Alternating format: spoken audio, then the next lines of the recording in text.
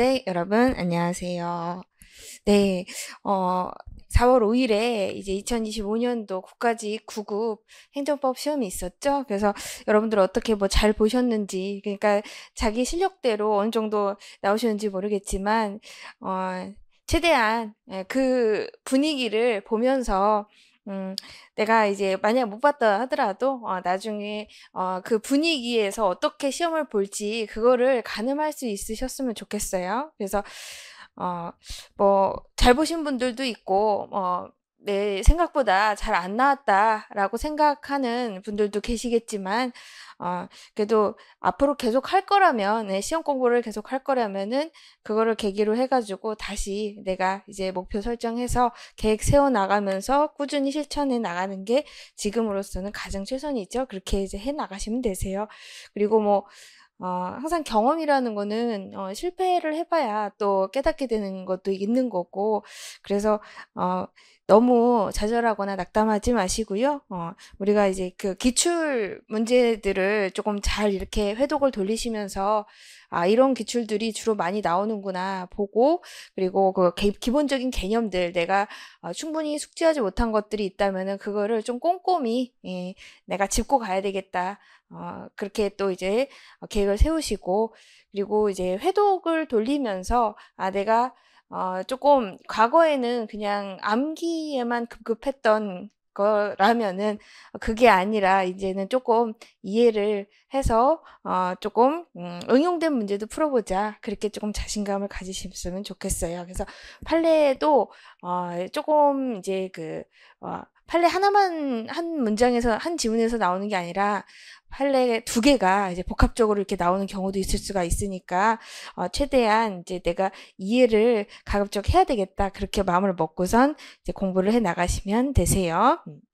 그래서 이번에 2025년도 국가직 9급 시험은 그렇게 어려운 편은 아니었던 것 같아요. 그래서 중간중간에 어떤 구석진 판례라든지 최신 판례라든지 그런 것들이 조금씩 껴 있긴 했어요. 그리고 개정법이라든지 그런 것들이 껴 있었는데 그럼에도 불구하고 우리가 이제 뭐 속어법이라든지 그런 것들로 어느 정도 풀 수 있었던 문제였다 이렇게 생각이 되고, 그래서 한 세 문제, 세 문제, 두세 문제로 막을 수 있지 않았을까, 그냥 그렇게 생각이 드네요.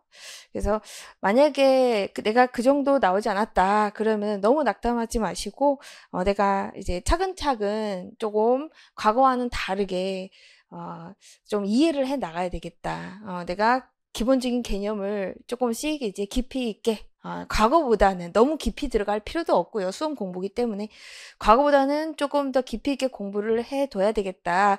그렇게 마음을 먹고 가시면 되세요. 근데 그 방법이 뭐냐? 우리는 이제 수험 법학이기 때문에 계속 반복해서 보고, 그리고 내가 애매한 쟁점이 있으면은 그거를 조금 더 깊이 있게 조금 궁리도 해보고, 그리고 이 판례 저 판례 찾아도 보고, 개념도 앞에 부분 배웠던 거 다시 돌아가서 보고, 그것과 관련된 지문들이 있었으면 그것도 다시 한번 이해해보고, 그렇게 이제 간다는 거죠.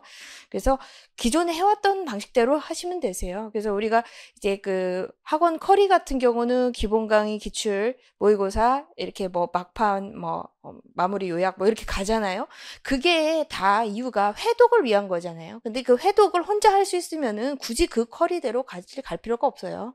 근데 처음에 공부를 할 때는 아예 기본적인 개념 자체가 이제 안 들어와 있는 상태이기 때문에 그렇게 가겠지만, 그 커리 자체도 회독이기 때문에 여러분들이 이제 시험장까지 가셔서 그렇게 이제 노력을 해 보시고, 그리고 그렇게 하면 안 되겠다라는 생각을 가지셨다면은 그 경험을 토대로 해가지고 그런 우리가 겪어왔던 그런 회독 커리대로 그렇게 이제 해 나가시면 되세요. 뭐 특별한 어떤 방법이라든지 뭐 내가 지금 80점 나왔는데 100점 맞기 위한 어떤 특별한 방법이 엄청난 방법이 있다 그런 건 아니에요. 엄청난 방법 없고요. 그냥 기존에 해왔던 그런 회독을 조금 내가 깊이 있게 조금 더 빨리 해보자.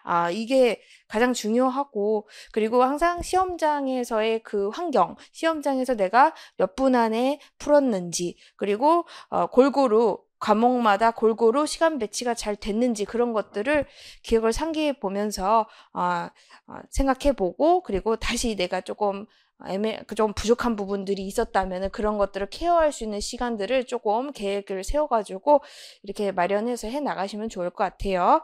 그래서 오늘 이제 1번부터 가겠는데, 항상 나오는 거는 1편에서 행정법의 일반 원칙이죠. 신뢰보의 원칙 1번. 폐기물 처리업에 대해서 사전에 관할 관청으로부터 사업계획 적합 통보를 받고 막대한 비용을 들여서 허가 요건 갖춘 다음, 이 허가 요건은 폐기물 처리업 번호가죠. 번호가 요건 갖춘 다음 번호가 신청했는데 다수 청소업자 난립으로 청소물 수행 지장이 있다라고 해서 번호가 신청했는데 불허가 나왔다는 거예요. 불허가 처분. 이게 신뢰보의 원칙에 반한다는 죠. 반하는 거다. 그래서 위협하다.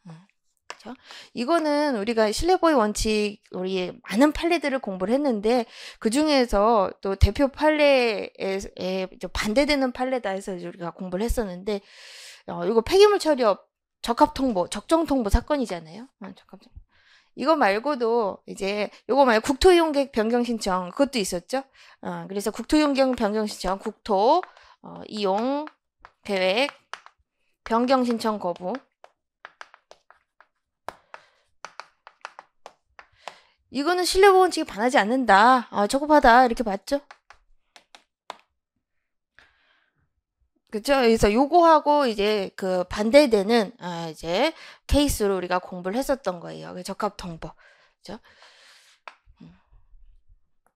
그래서 이 적정통보와 폐기물 처리업 본허가의 근거 법률이 폐기물 처리업 처리업법이라는 거죠. 그래서 근거되는 법이 똑같기 때문에 이건 사전 결정이잖아요.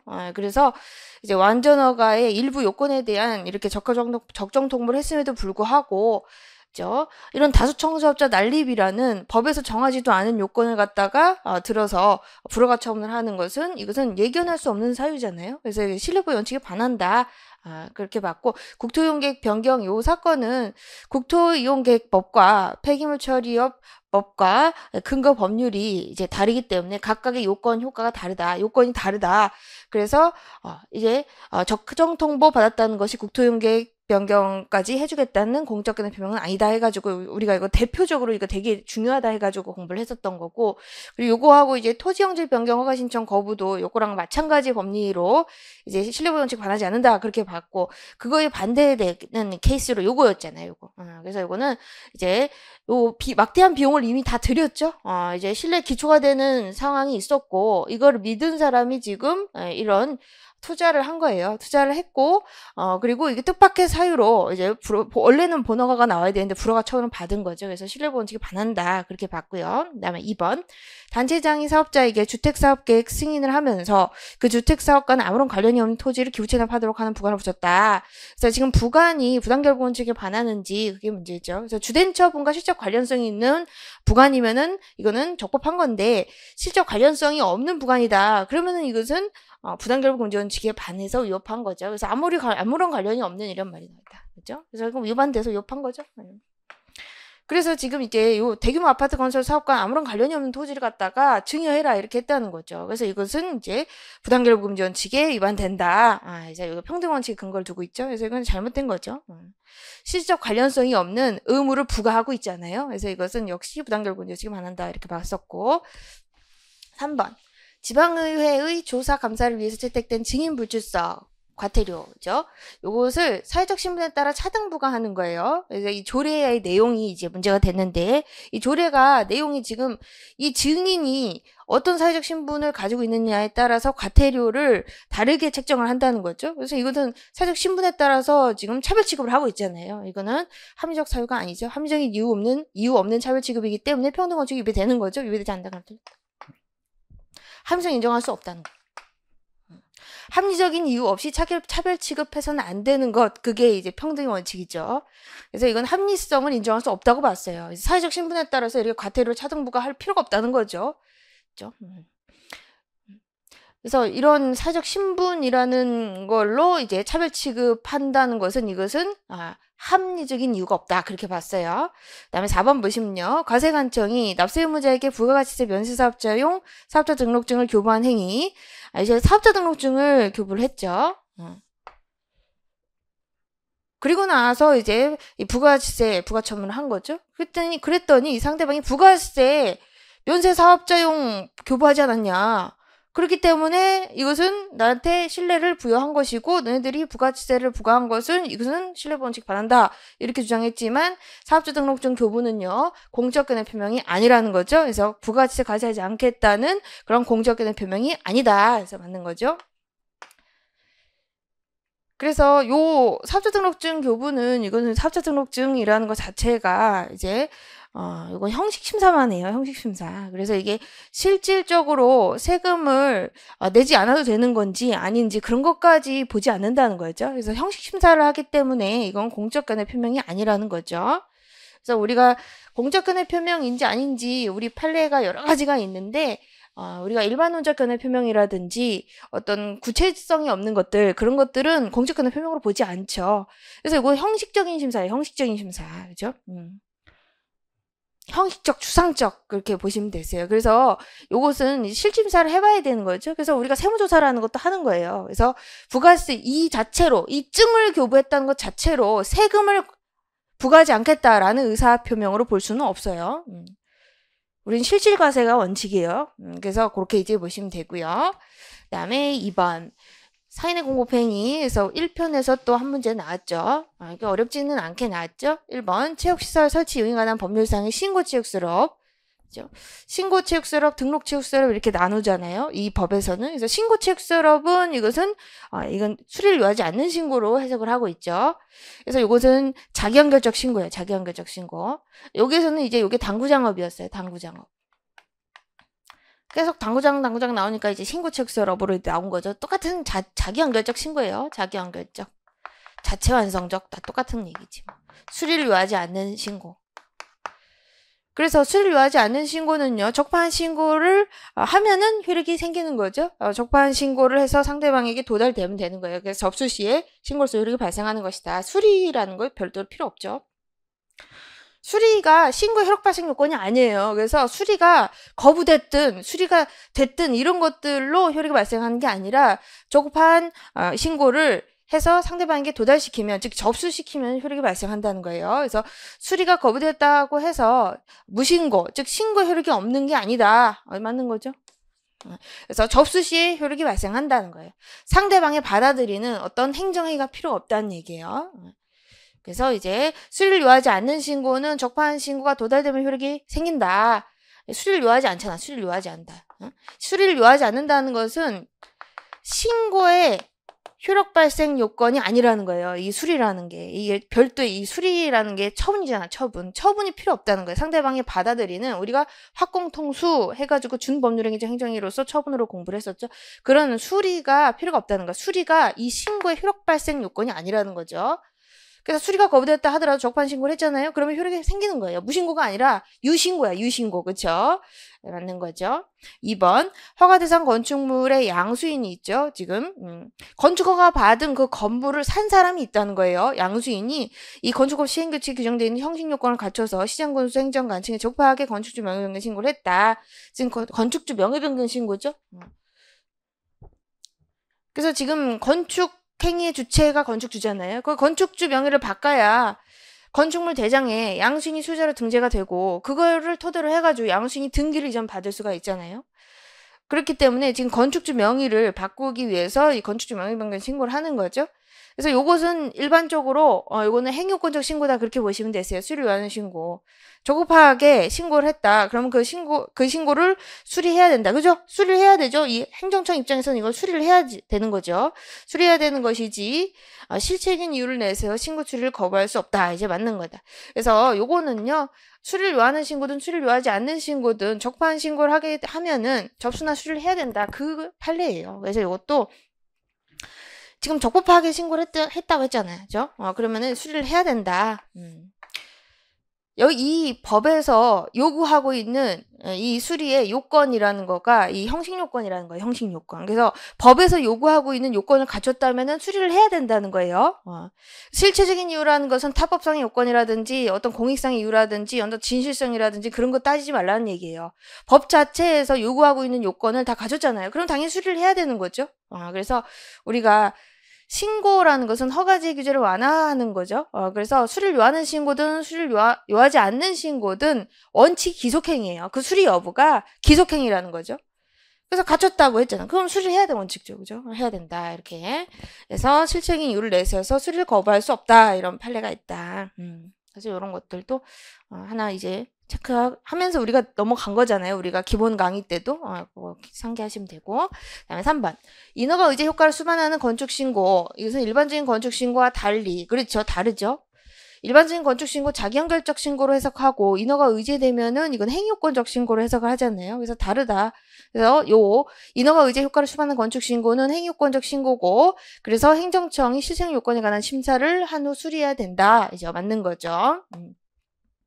그래서 이것도 이제 인허가 의제 효과를 수반하기 때문에 예를 들어 건축신고를 수리하게 되면 어떤 개발행위 허가 요것이 의제가 된다는 거죠. 의제가 된다. 그러면 개발행위 허가 요건까지 건축신고 담당 관청은 이 요건까지 심사를 해야 된다는 거예요. 이 실행 요건까지 심사를 한 후에 이 요건까지 갖춰졌을 때 이것을 수리를 해야 된다, 이거라는 거죠. 그래서 요때 이제 의제 효과를 수반하는 건축신고는 이것은 수리를 요하는 신고다.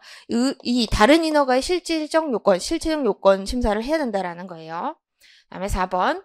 구 장사 등에 관한 법률상 납골당 설치 신고는 수리를 요하지 않는 자기연결적 신고에 해당한다. 이거는 수리를 요하는 행위요건적 신고예요. 행위요건적 신고. 그래서 형식요건 갖춘 신고서가 접수기간 도달된 때 곧바로 효력이 발생하는 게 아니라 수리 처분이 있어야 돼요. 수리라는 행정청이 받아들이는 그런 행정행위가 있어야 된다. 그래서 적판 신고 플러스 수리까지 있어야 행위요건적 신고, 수리를 요하는 신고는 신고로서 효력이 발생한다. 그렇게 보시면 되세요. 그다음에 3번 취소. 그래서 이것도 이제 그나마 그래도 최신 판례에 속하는 거죠. 그래서 도로관리청이 도로조명 허가 중에 특별사항은 필요가 없는 부분, 그죠?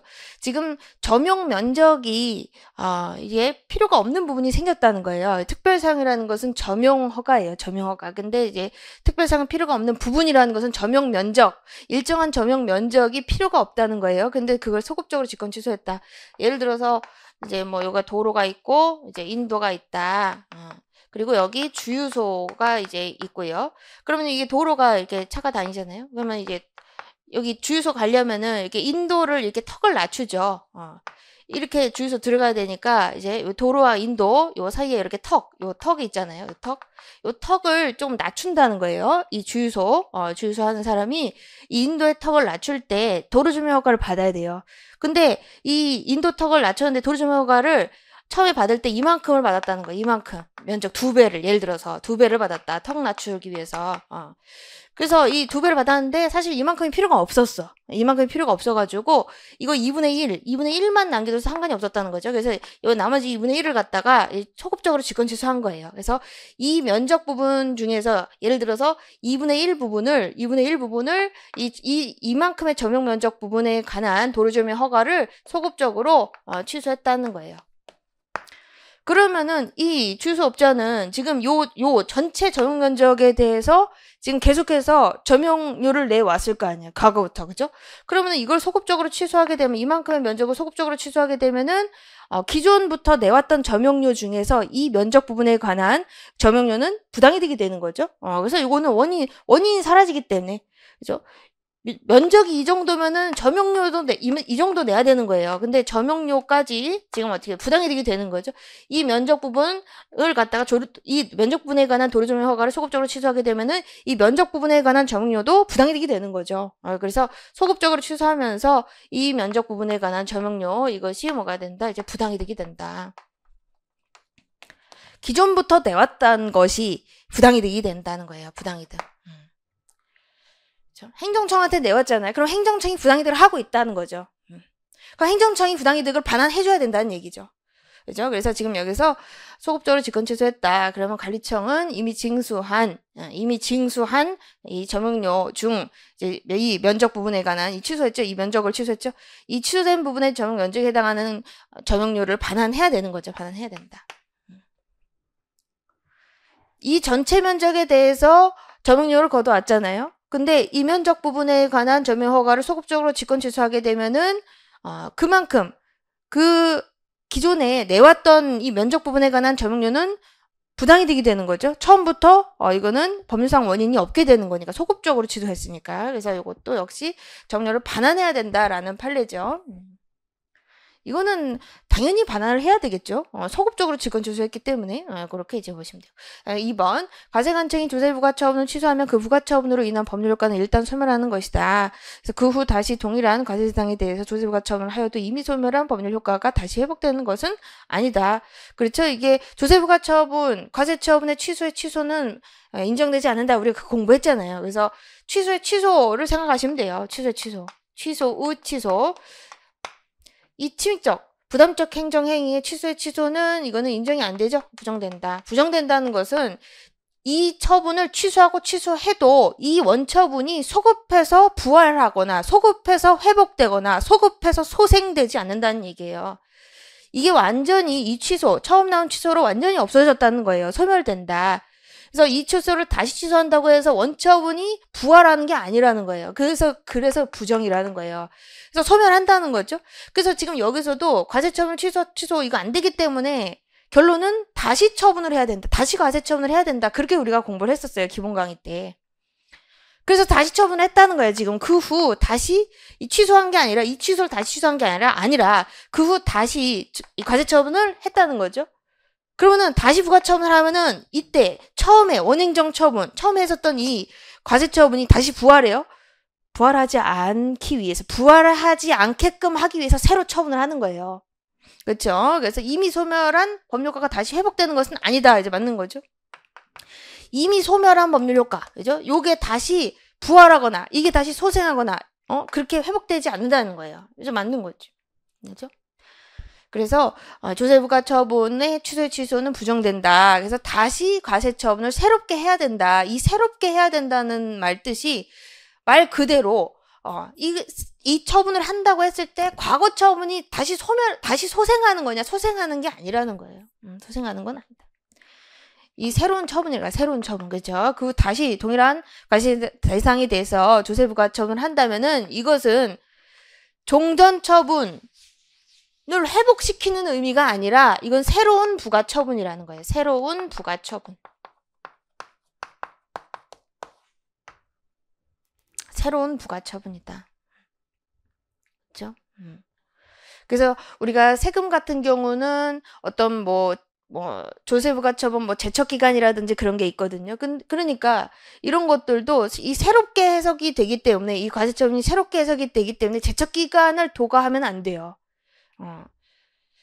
그죠? 제척기간, 조세부가처분할 때 제척기간이라는 것도 다 있거든요, 법에. 근데 이게 새로운 처분으로 취급되기 때문에 이 새로운 처분을 할 때 이미 제척기간이 경과된 상태에서 이 처분을 하면 안 된다는 거죠. 그러면 이것은 이제 무효가 되는 거죠.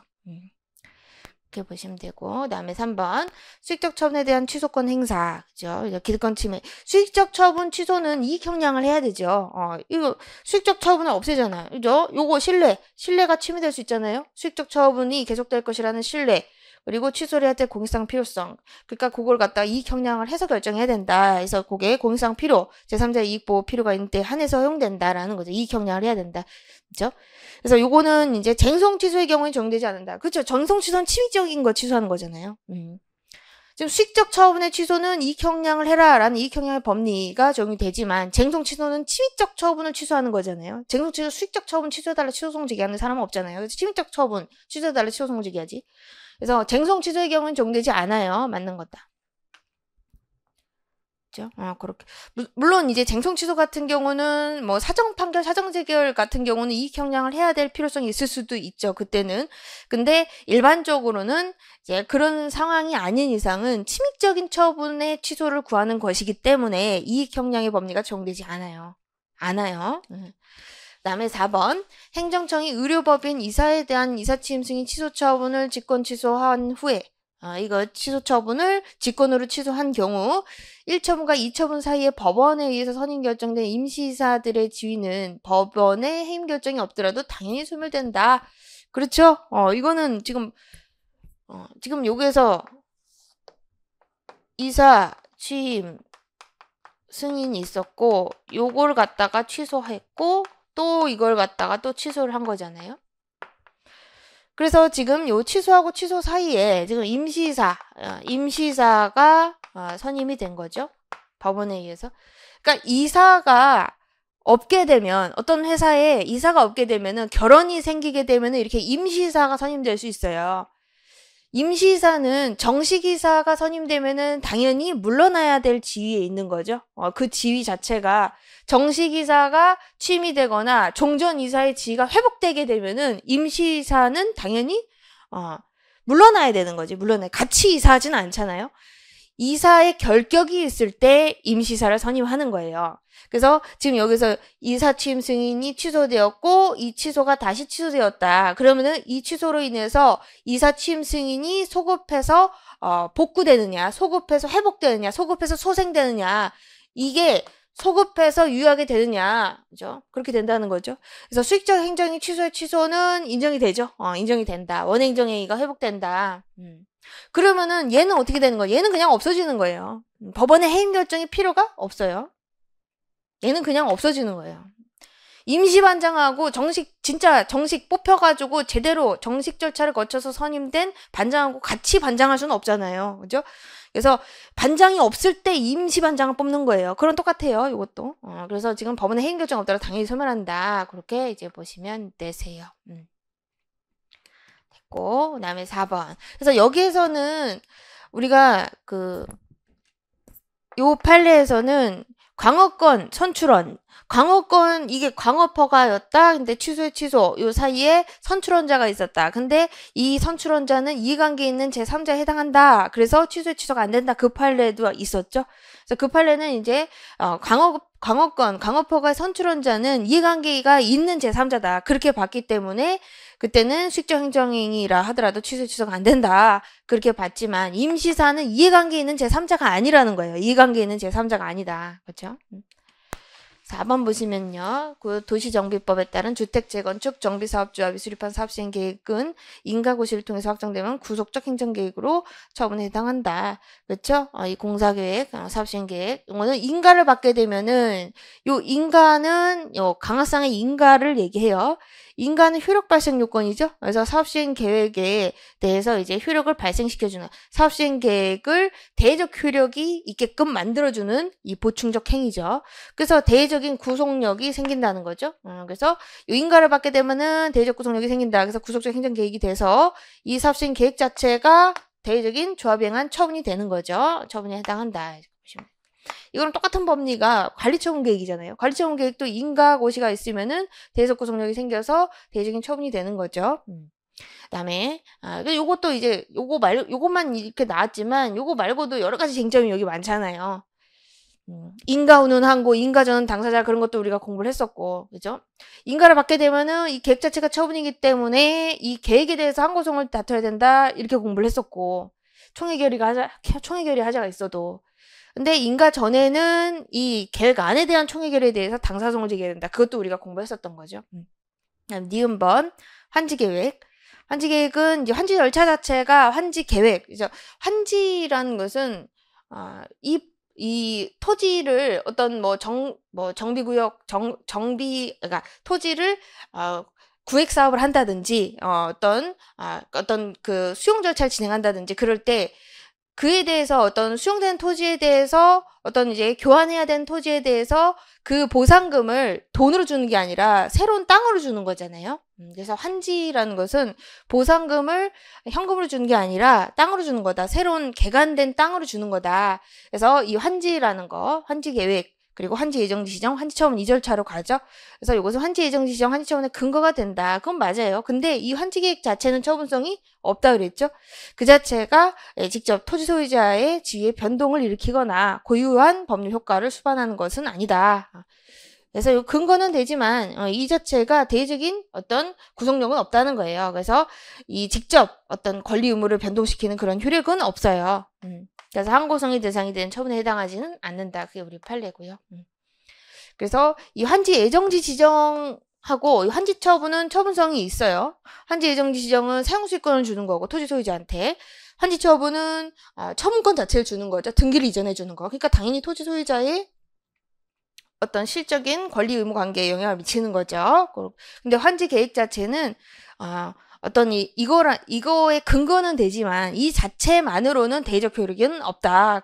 그렇게 이제 보는 게 우리 판례 입장이고, 뭐 학자분들은 다르게 보는 학자분들도 있긴 있어요. 그래서 나온 것 같은데 일단 알아두시면 되세요. 그래서 이거는 이제 처분성이 없다. 그 다음에 자 디귿번. 우리가 행정계획은 우리 처분성 이런 것들 주로 이제 처분성 그런 거 많이 나오죠. 뭐 이익 경량 뭐 그런 것들도 나오고. 비구속적 행정계획 아니나 행정지침이라도 국민의 기본권에 직접 영향, 그들의 실세가 틀림없다. 그런 경우에는 헌법소원 대상이 될 수 있다. 그죠? 그래서 우리가 비구속적 행정계획, 구속적 행정계획, 비구속적 행정계획 이렇게 나눠가지고 구속적 행정계획은 처분성을 인정하고 비구속은 처분성을 인정하지 않는다. 그렇게 우리가 일반적으로 이렇게 구분해서 공부를 하잖아요. 비구속적 행정계획은 처분이 아니기 때문에 법원으로 못 가요. 그래서 기본권 보장의 최후 보루 헌법소원을 검토를 하죠. 헌법소원은 가능할 수가 있죠. 가능할 수가 있다. 항상 가능한 건 아니에요. 헌법소원도 원래 안 되는 거예요. 원래는 안 되는 거예요. 비구속이기 때문에 대의적인 구속력이 없어요. 그러니까 공권력 행사가 아니라는 거죠. 그러니까 원칙적으로 이것도 안 되는 건데 예외적으로 이거 예외잖아요. 예외. 국민의 기본권에 직접 영향, 그대로 실시될 것 틀림없다. 그런 경우에는 헌법소원 대상이 될 수도 있다. 그래서 이렇게 또 보충성의 예외 또 이렇게 인정을 할 수가 있다라는 거죠. 그 정도 이제 보시면 됩니다. 그다음에 이제 5번 행정행위 부관. 부관은 항상 한 문제 나온다고 말씀을 드렸죠. 그래서 부관이라는 거는 크게 부담이라는 게 있고 부담이 아닌 기타 부관이라는 게 있죠. 기타 부관은 조건, 기한, 철회권의 여부, 법률관리 배제 그런 것이 있다. 이렇게 크게 부담인 부관과 부담이 아닌 부관 이렇게 나누는 이유가 부담은 처분인데 부담이 아닌 것은 처분이 아니기 때문이에요. 처분이면은 항고성으로 독립쟁송이 가능한 거고 처분이 아니면은 이 부담 자체에 대해서 딱 떼서 독립쟁송, 즉 항고성의 대상으로 삼을 수가 없어요. 그래서 지금 여기서는 이제 면허처분을 하면서 면허 유효 기간을 붙였죠. 기간 1년. 1년짜리 면허다. 이렇게 했다는 거죠. 그러면은 1년만 다툴 수 있느냐? 이 기간만 떼서 다툴 수가 있느냐? 기간만 안 떼져요. 안 떼진다. 지금 이게 부담이 아닌 거는요. 처분성이 없다. 이게 우리가 부관에서는 처분성이 없다라는 거를 독립쟁송이란 말로 쓰죠. 독립쟁송 가능하다. 처분성이 있다. 독립쟁송 가능하다. 이렇게. 처분성이 없다. 독립쟁송 안 된다. 처분성이 없다. 그렇게. 지금 여기서도 이제 이 기간이라는 건 기타 부관이기 때문에 이제 이건 처분성이 없다. 그죠? 처분성이 없어요. 독립쟁송이 안 돼요. 딱 떼서 못 다투고 부관부 행정이 전체를 소유 대상으로 삼아야 되는 거죠. 그래서 기간은 면허처분 효력을 제한하기 위한 부관이다. 그래서 이것은 그래서 이거 자체가 이제 독립쟁송, 그러니까 독립성은 없어요. 독립해서 행정소의 대상이 될 수 없다. 처분성이 없다는 거죠. 맞는 거고. 그다음에 2번 도로조명 허가의 저명 기간, 또 이제 기간이 나왔죠. 여기도 기간. 그래서 소송법적인 논점과 본안에서 어떤 판결을 받을 수가 있느냐 그거를 보여주는 건데 저명 기간은 행정의 본질적 요소다. 그렇죠? 우리가 여기서 주된 처분이 도로조명 허가죠. 도로조명 허가를 해주면서 이렇게 기간을 붙였다는 거죠. 저명 기간. 허가를 하면서 이렇게 기간을 붙일 수가 있잖아요. 그러면은 이게 위협하면은 이 하자가 여기에 영향을 미치느냐, 여기 있는 하자가 여기에 영향을 미치느냐, 그것은 이 부관이 주된 처분을 함에 있어서 본질적인 요소이냐 아니냐 그거에 따라 달라지는 거죠. 도로 점용 기간이라는 거는 도로 점용 허가를 함에 있어서 아주 본질적인 부분이죠. 몇 년짜리냐 아니냐 이거 상당히 중요한 부분이죠. 그래서 이제 본질적이냐 아니냐, 그러니까 이런 기간이 아니었으면 도로 조명 허가를 해주지 않았을 것이냐, 그런 가정적 의사가 있었느냐를 따져서 본질 요소인지 아닌지를 판단하는 거예요. 이 기간이 아니었으면 이걸 해주지 않았을 것이라는 뜻이 도출이 된다면 그건 본질 요소가 되는 거죠. 그죠? 근데 그러니까 여기서도 점용 허가함에 있어서 당연히 기간이라는 건 상당히 중요하죠. 이건 특별사용이야, 특별사용. 그죠? 그래서 영원히는 없잖아. 영원히 해줄게 그건 아니잖아요. 그래서 이 기간이라는 것은 이제 여기서 도로 점용 특별 사용에 있어서 아주 본질적인 부분이다 그렇게 본 거고, 요 기간에 하자가 있으면은 그러면 이 점용 허가까지도 역시 하자가 미친다, 영향을 미친다 이렇게 보는 게 우리 판례죠.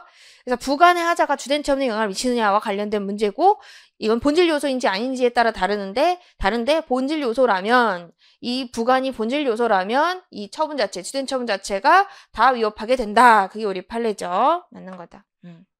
그다음에 3번 행정처분과 실제적 관련성이 없어서 부관으로 붙일 수 없는 부담. 이 실적 관련성이 없는 부관이다. 그러면 이 부관을 위협한 거죠. 부당결부 금지 원칙에 반해서 위협한 거다. 그죠?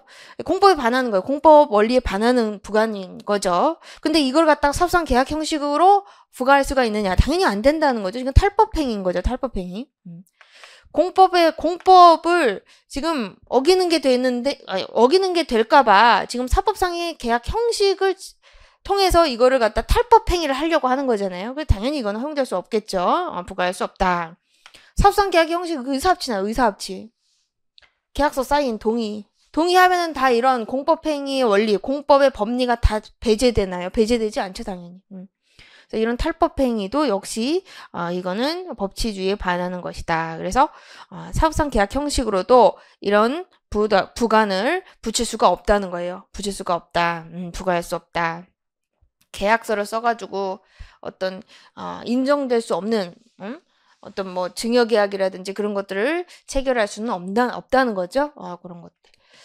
그리고 4번 사도개설 허가에서 정해진 공사기간. 그래서 이것도 또 기간이 나왔죠. 허가에 기간을 붙였다는 거예요. 기간. 이 기간은 사도개설 허가 자체의 존속기간을 정한 것이라고 보지 않아요.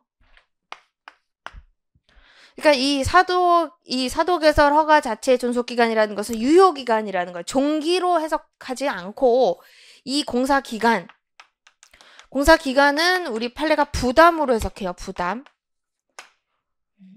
이 공사기간까지 공사를 마쳐라 라는 의무를 부과할 뿐이지 이거를 갖다 이 공사기간을 종기 우리가 기타 부관 중에 기한 중에 종기가 있죠. 종기로 해석해가지고 기간이 딱 지나면 이 허가가 없어지고 당연히 없어지고 그렇게 해석하지 않는다는 거죠. 이걸 부담으로 해석하기 때문에 이 기간 안에 공사를 마칠 의무가 있을 뿐이에요. 공사를 마치지 못했다. 그럼 이 허가가 당연히 없어져요? 당연히 없어지지 않아요. 부담의 불이행은 주된 처분의 철회 사유가 되거나 강제 입행 사유가 되거나 후속 처분 거부 사유가 된다. 그렇게 우리가 공부를 했죠. 그래서 우리가 정지조건부 행정행위와 해지조건부 행정행위하고 비교를 했을 때 부담부 행정행위가 훨씬 더 유리하다. 그렇게 하면서 우리가 공부를 했었고 그래서 이 기한하고도 비교했을 때도 역시 부담이 더 유리한 거죠. 부담이 유리하다. 그래서 지금 여기서도 존속기간, 즉 종기를 정한 것으로 보는 게 아니라 이거 부담으로 봐요. 그래서 공사기간 내에 사도로 준공검사를 받지 못했다. 그러니까 이거 부담을 불이행했다는 얘기예요. 그러면 사도개설 허가 자체가 당연히 실효돼요? 실효되지 않아요. 종기, 즉 기한으로 해석되지 않기 때문에 당연히 실효되지 않아요. 만약에 이게 기한으로 해석된다. 이 허가 자체 존속기간으로 해석된다. 그러면 당연히 기한이 되면 당연히 효력이 없어지는 거죠. 그죠? 기한의 도래라는 것은 실효사유예요. 실효사유. 그런데 이거는 기한으로 해석하지 않고 이건 부담으로 해석했다는 거죠. 왜냐하면 이 사도개설 허가의 취지를 해석을 한 거예요. 사도개설 허가를 해준다는 것은 이 권한을 이 사도를 개설할 수 있는 권한을 부여하는 의미에서 이 허가를 해주는 것이지 어떤 공사 기간을 제한하기 위해서 이런 걸 해주는 건 아니라는 거죠. 그래서 이 사도개설 사도개설을 할 수 있는 어떤 권한을 부여하는 데 더 의미가 있는 것이지 그 후속 행위로 어떤 공사를 한다. 이 허가받고 공사를 한다. 그 공사 기간까지 제한하려는 그런 취지가 당연히 포함되어 있다고 해석되진 않는다는 거예요. 그래서 공사 기간 자체는 그냥 의무 이행 기간이다. 그렇게 해석을 하는 거고 그런 의무 이행 기간이 지났다 해서 당연히 이 허가가 없어지는 거냐? 없어지진 않는다는 거죠. 없어지진 않는다. 이 부담의 불이행이 될 뿐이기 때문에 철회 사유. 철회를 할 수는 있겠죠. 새로운 별도의 처분으로 처리를 할 수 있겠죠. 근데 이 경량을 해야 되는 거고 철회 사유가 되거나 그런 어떤 사유가 될 뿐이다. 그렇게 이제 보시면 돼요. 그 다음에 자 6번 행정행위 사실상 영업이 양도양수되었지만 승계신고 수리처분이 있기 이전에 지금 영업 양도죠. 지휘승계 신고죠. 지금 지휘승계 신고 수리처분 전이래요. 수리처분 전에는 수리 전에는 지금 허가자가 영업 허가자가 양도인이죠. 양도인. 얘가 허가자잖아요. 지금 이거 지휘승계 신고잖아요. 지휘승계. 지휘라는 것은 뭐 허가자라든지 어떤 뭐 사업자라든지 그런 지위를 얘기하는 거잖아요. 근데 지금 수리처분이 있기 이전에는 허가자가 지금 양도인이죠. 근데 양도인이 양수인한테 그냥 네가 해. 그냥 영업은 사실상 네가 해. 그냥 허락했다는 거죠. 그래서 하다가 지금 어떤 법 위반 행위를 했다는 거예요. 그러면 이 행정적 책임 어떤 뭐 영업허가 취소 처분이라든지 영업 정지 처분이라든지 그런 행정적 책임은 당연히 허가자한테 나와요. 허가자가 아닌 자한테 나와요. 허가자한테 나오는 거죠. 양도인한테 맞는 거죠. 그래서 허가를 받아서 영업을 하다가 양도인이 영업을 하다가 이 장사가 안 돼서 양도를 하죠. 양수인이 생기죠. 양수인이 이 허가자 지위를 이전받기 위해서 지휘승계 신고를 해서 수리처분을 받잖아요. 지휘승계 신고 수리처분이 나오면은 이 종전 허가자 지위가 상실되면서 양수인에게 새로운 허가자 지위가 부여되는 그런 의미를 갖게 되고 이런 법적 효과 자체는 이 허가자 지위가 이렇게 승계되는 효과가 생기는 거죠. 근데 지금 여기서는 수리처분 전이라는 거예요. 이게 아직 안 나왔죠. 그러면 아직 허가자가 지금 양도인이라는 거예요. 양도인.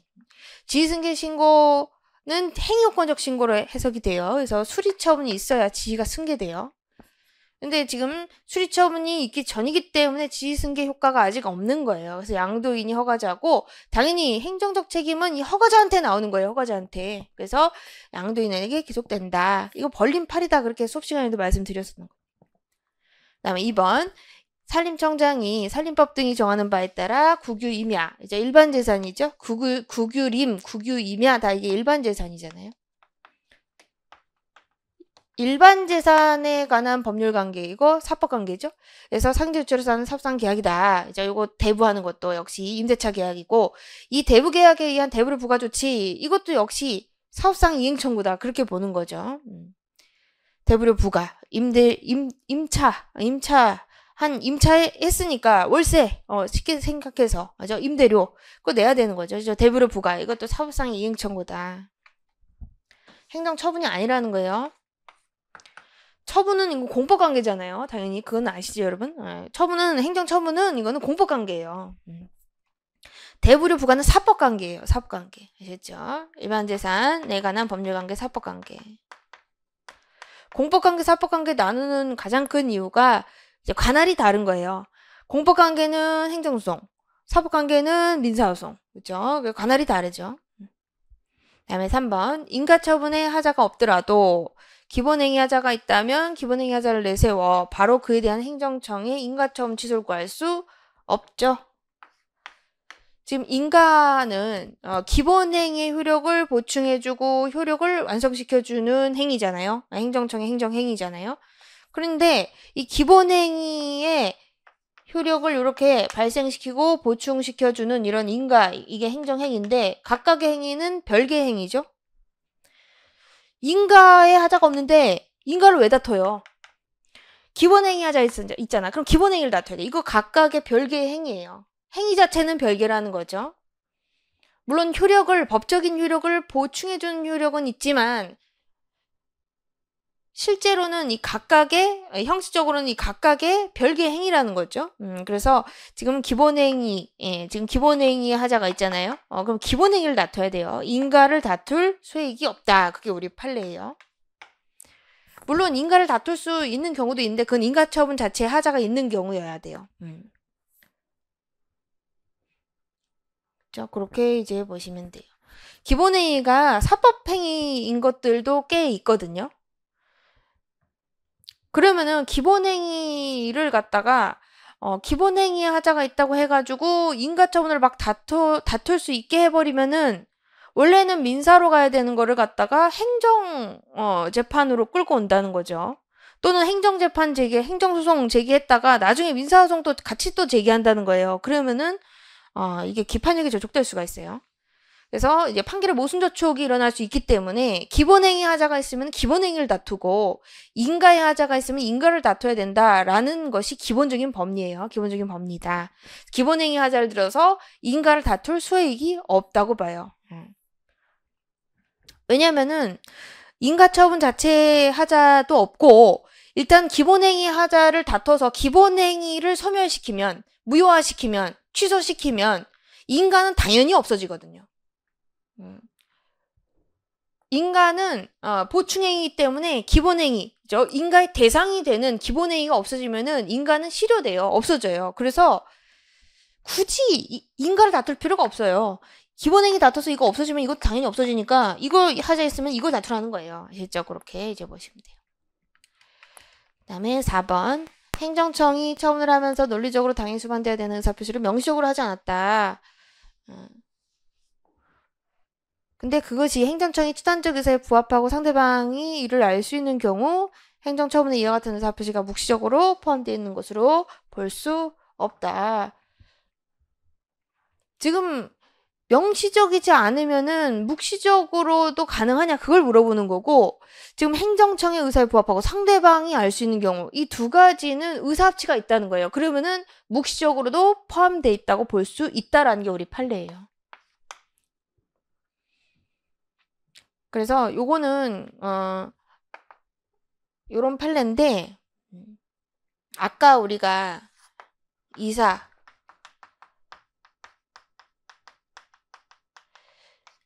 취임 승인 취소 처분 나온 거 있었죠. 그거 생각하시면 돼요. 조금 그거랑 약간 이렇게 유사할 수가 있으니까. 근데 그거랑 똑같지는 않아요. 당연히 케이스가 다르기 때문에.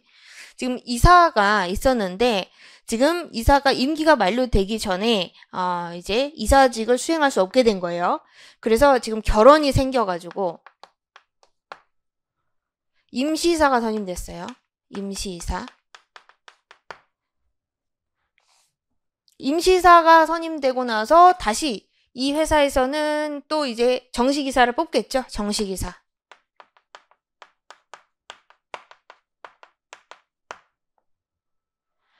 지금 이 순서인데 이사가 임기를 다 이사가 임기를 다 마치지 못하고 이게 사회복지법인이었어요. 사회복지법인의 이사가 임기를 다 마치지 못하고 내려오게 됐다. 그래서 결혼이 생겼기 때문에 이 결혼을 보충하기 위해서 임시이사가 선임됐어요. 임시이사가 선임되고 나서 나중에 정식이사가 선임됐다는 거죠. 근데 여기에서는 요 케이스가 정식이사 선임을 갖다가 행정청에 보고하고 수리처분을 받아야 이 정식이사가 정식이사 선임 처분 효력이 생겨요. 지금. 그래서 정식이사 선임 보고를 수리처분했다는 거죠. 행정청이. 그러면은 정식이사 선임 보고 수리처분을 했다는 거는 임시사, 이 과거에 이 결혼이 있어서 임시사 뽑았잖아요. 임시사 선임 이걸 갖다가 없애는 임시사 해임 처분을 한 거로 해석할 수 있느냐. 이게 문제가 됐거든요. 당연히 이 임시사하고 정식이사가 같이 이사할 수는 없잖아요. 임시반장이잖아. 임시반장. 반장이고 반장이 뽑히면 당연히 임시반장은 내려와야 되잖아요. 그래서 정식이사 선임 보고 수리처분이라는 행정청의 처분 의사표시 안에는 임시사, 종전 임시사 해임 처분의 의사표시도 포함되어 있다. 이렇게 해석을 해요. 그래서 지금 고판례인데 행정청이 이 정식이사 선임 보고 수립처분을 하면서 논리적으로 당연히 수반돼야 되는 의사표시, 즉 임시사 해임 처분을 별도로 하지 않았다는 거예요. 그렇다 하더라도 이 해임의 의사표시가 포함되어 있다라고 볼 수가 있다는 거죠. 이 둘이 같이 할 수는 없잖아요. 물론 뭐 특별한 사정이 있으면 같이 할 수도 있겠지만 일반적으로는 임시사하고 정식이사 같이 이사하지는 않잖아요. 그래서 지금 여기서도 명시적으로 임시사 해임 처분의 의사표시는 하지 않았다 하더라도 행정청의 추단적 의사에 부합하고 상대방도 이를 알 수 있다. 이 회사, 사회복지법인 이 회사도 당연히 그걸 알고 있고 어느 정도 행정청과 의사합치가 있다는 거예요. 그러면 그 처분, 이 처분, 정식이사 선임 보고 수리처분, 정식이사 선임 처분, 수리처분에 이와 같은 의사표시, 종전 임시사 해임 처분 의사표시 해임 처분, 이런 의사표시가 묵시적으로 포함되어 있다라고 볼 수 있다라고 본 판례예요. 그래서 이렇게 여기도 힌트가 나와 있죠. 논리적으로 당연히 수반된다. 그리고 의사에도 다 부합한다. 그죠? 그러면 이거 묵시적으로 포함되어 있다라고도 해석할 수가 있다라는 게 우리 판례예요. 그 다음에 7번. 공상계약. 1번 보시면 갑주식회사가 국책사업인 한국형 헬기개발사업에 개발 주관 사업자 중 하나로 참여해서 국가산하 중앙행정기관인 방위사업청과 체결한 한국형 헬기 민군 겸용 핵심 구성품 개발 협약. 요거 이제 그 헬기 협약이죠. 그래서 지금 여기 또 개발 협약의 법률 관계가 이제 공법 관계 사업 관계 그걸 묻고 있는데 이건 연구 개발 협약이라고 했잖아요. 연구 개발 협약. 그래서 요거는 공법 관계다 이렇게 봤죠. 공법 관계. 이게 단순히 조달 계약이 아니라는 거예요. 이게 조달 계약이다. 그러면 이거 민사관계죠. 근데 이거는 연구개발 협약이라는 거예요. 연구개발 협약. 그래서 요거는 이제 공법상의 법률 관계다. 이렇게 보고 이거와 관련된 어떤 연구비, 어떤 뭐 증액 청구 뭐 이런 것들 그런 것들은 다 이제 공법상의 당사소송을 제기해야 된다. 그렇게 이제 본 거죠. 그렇게 이제 보시고요. 이런 것들도 이제 이게 공법관계냐 사업관계냐 다 법을 봐야 되죠. 어떤 연구개발과 관련된 국책사업 중에 연구개발과 관련된 그런 법이 있느냐 그거를 일단은 보고선 그 법에서 어떻게 규율을 하고 있느냐 그걸 보고선 또 결정을 해야 되는 부분이죠. 그래서 지금 이제 국책사업 연구개발 계속 나오고 있죠. 연구개발 공법관계다. 2번 구예산회계법상 입찰보증금 국고기속조치 보증금이죠. 사법관계죠, 사법관계. 그래서 요거 보증금이라는 거가 국고로 기속되는 이유가 이거는 손해배상액의 예정 계약의 이행으로 이렇게 국고로 기속되는 거예요. 그래서 요 보증금은 이 보증금 계약이죠. 그죠? 민사상의 손해배상 예정 손해배상금을 이렇게 예정할 수가 있어요.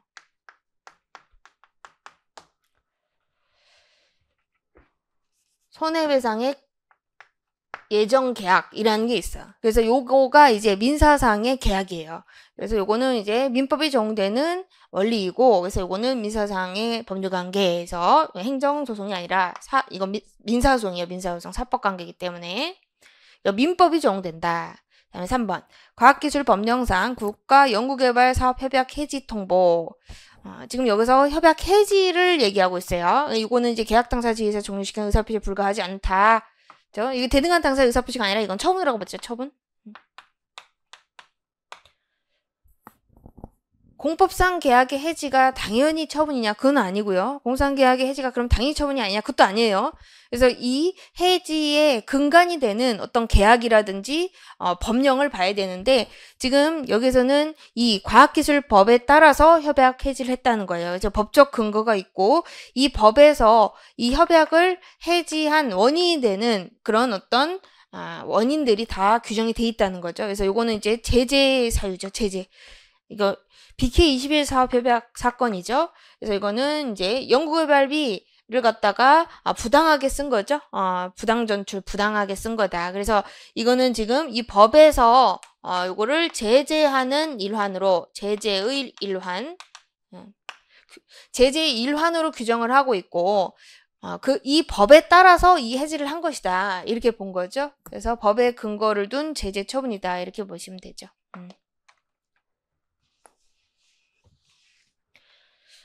제재인지 아닌지 어떻게 하냐. 여기는 이렇게 힌트를 많이 주진 않았는데, 우리가 BK21 사업협약 사건, 그거를 기억을 하시면 되세요. 그래서 요거는 이제, 연구개발비를 부당하게 지출한 거죠.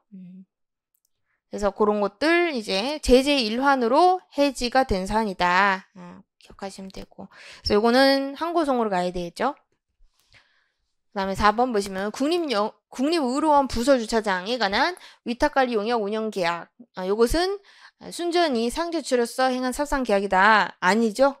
지금 국립의료원은 이거 행정재산이에요. 행정재산. 그죠? 지금 이거를 갖다 부서주차장에 관해서 위탁관리 용역 운영계약을 체결한 거죠. 이거 행정재산의 사용허가죠. 행정재산의 사용허가. 그래서 이거는 특허예요. 특허. 사경제주체 사업상계약이 아니라 이거는 처분이에요. 처분. 특허가 처분이잖아요.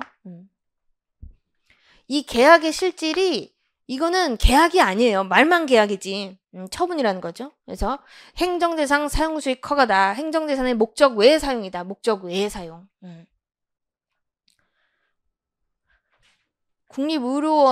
국립의료원에 이 부서주차장이 반드시 있어야 돼요. 그건 또 아니잖아요, 사실은. 그래서 지금 행정재산을 목적 외로 사용하는 거예요. 지금 이 목적의 사용, 행정재산의 사용 허가, 이것과 관련된 이런 형식적인 계약인 것이고, 요 실질 자체는 요건 특허라는 거예요. 특허. 아셨죠? 그래서 행정재산의 목적 외 사용, 즉 행정재산 사용수익 허가이다. 이렇게 보시면 되고, 그래서 요 계약과 관련된 어떤 법률 관계를 다툰다. 그러면은 이거는 공법상의 법률 관계로 봐서 당사소송으로 다툴 수는 있죠. 다음에 8번 기속행위 재량행위. 1번 마을버스 한정면허, 마을버스 노선. 그래서 버스죠? 운송사업 면허. 그래서 이거는 특허니까, 특허와 관련된 어떤 노선, 중복 허용 정도, 이런 것들 판단하는 거 다 이제 재량이죠. 그래서 우리가 특허는 재량행위, 그리고 특허 기준을 정하는 것도 재량행위, 그렇게 공부했잖아요. 그래서 중복 허용 정도, 이거 다 재량이에요, 재량. 다음에 2번 보시면은 구수도권 대기환경 개선에 관한 특별법에서 정한 대기오염물질 총량관리 사업장 설치 허가. 그래서 이것도 이게 마른 허가인데 이거 특허라고 했죠? 그래서 특허다. 부작위 의무 해제 아니에요. 이건 부작위 의무 해제는 강화상 허가잖아요. 그게 아니라 이건 설권행위로 봤어요. 그래서 이거는 특허니까 재량이다. 그죠? 이 총량 관리 대상이 되는 어떤 대기오염 물질을 일정량을 초과해서 배출할 수 있는 어떤 특별한 권리를 설정해 주는 행정행위다. 그렇게 보고 있어요. 그래서 이거는 허가가 아니라 이거는 특허예요. 특허. 실질이 특허다. 그다음에 3번 국유재산 무단조무 등에 대한 변상금 징수 요건은 국유재산법에 명백히 규정돼 있어서 변상금을 징수할 것인가는 이거는 기속행위다. 그죠? 변상금 부과 징수는 기속행위죠. 우리가 이것도 기출에서 많이 봤던 거죠. 변상금 부과 징수 기속행위. 그죠? 그래서 항상 기속행위 재량의 문제가 나오잖아요. 기속행위냐 재량이냐 가장 중요한 기준은 문헌이죠. 문헌. 뭐뭐 해야 된다, 뭐뭐 한다, 그렇게 돼 있으면은 행정처이 뭐뭐 한다, 해야 된다. 그러면 이거 기속행위로 해석이 되는 거고, 1차적으로 문헌을 보고 문헌만으로 해석이 어려울 때 그 밖에 어떤 행정의 성질이라든지 기본 관련성, 어떤 형식적인 한계, 목적, 입법 목적, 그런 것들 다 이제 같이 종합적으로 보는 게 우리 판례죠. 그래서 기속행위, 재량행위, 구별 기준과 관련해서 우리 판례는 종합설인데 가장 중요한 기준으로는 문헌을 뽑는다. 그렇게 보고 있고, 그래서 지금 여기서도 문헌에서 명백히 규정돼 있다는 거예요. 그래서 기속행위다. 이렇게 보고 있죠. 그 다음에 4번. 국토계획법상 개발행위 허가. 요거는 요것도 우리가 판단여지 또는 뒤쪽에 요 허가 파트에서도 공부를 했었는데 요건이 불확정 개념이다. 그래서 요거는 재량행위다. 그렇게 이제 보는 거죠. 그렇죠. 요렇게 예외적 허가라든지 그런 것들 수익적이니까 재량 그렇게도 얘기를 하는데 그거 말고도 이런 법리도 얘기를 하고 있다. 그죠? 허가 요건 또는 금지 요건이 불확정적이기 때문에 이거는 재량의 영역에 속한다. 이런 판례도 있어요. 그래서 국토법상 개발행위 허가, 재량행위 그렇게 이제 보시면 되고요. 개발행위 허가의 종류는 아주 많죠. 여러 가지 다양하다. 이제 토지용질 변경 허가라든지 용도지역 안에서의 어떤 건축 허가라든지 그런 것들이 다 이제 재량행위에 속한다는 거죠. 다음에 9번 보시면은 행정 절차 1번. 행정청은 행정입법안에 관해서 공청회를 마친 후에 입법할 때까지 새로운 사정이 발견돼서 공청회를 다시 개최할 필요가 있다고 인정할 때 공청회를 다시 개최해야 된다. 지금 여기서 이제 공청회 재개최와 관련된 조문인데 이런 것들도 이제 새로 신설된 조문들이니까 이제 좀 봐둬야 되는데요. 지금 이 재개최잖아요. 재개최. 근데 행정입법도 역시 공청회 개최할 수 있거든요. 행정입법도. 근데 재개최 규정은 없어요. 그 재개최 규정은 준용 규정이 없어요. 45조 2항 39조의 3이 준용되지 않아요. 그래서 우리가 알고 있는 공청회 재개최 규정은 처분에 있어요. 처분. 그래서 이 행정입법안과 관련해서는 공청회 재개최 준용 규정이 없다는 거. 그죠? 그래서 행정입법과 관련해서는 이렇게 공청회 재개최 규정이 준용되지 않는다는 거 그거 하나 봐두시고요. 뭐 짜잘한 거니까. 그리고 뒤에 다시 개최하여야 한다 라고 하는 것도 조금 이게 좀 말이 좀 그렇죠. 눈치채셨을 수도 있어요. 이게 좀 아닌 것 같다. 그래서 다시 개최할 수 있다 이렇게 돼 있어요. 다시 개최할 수 있다.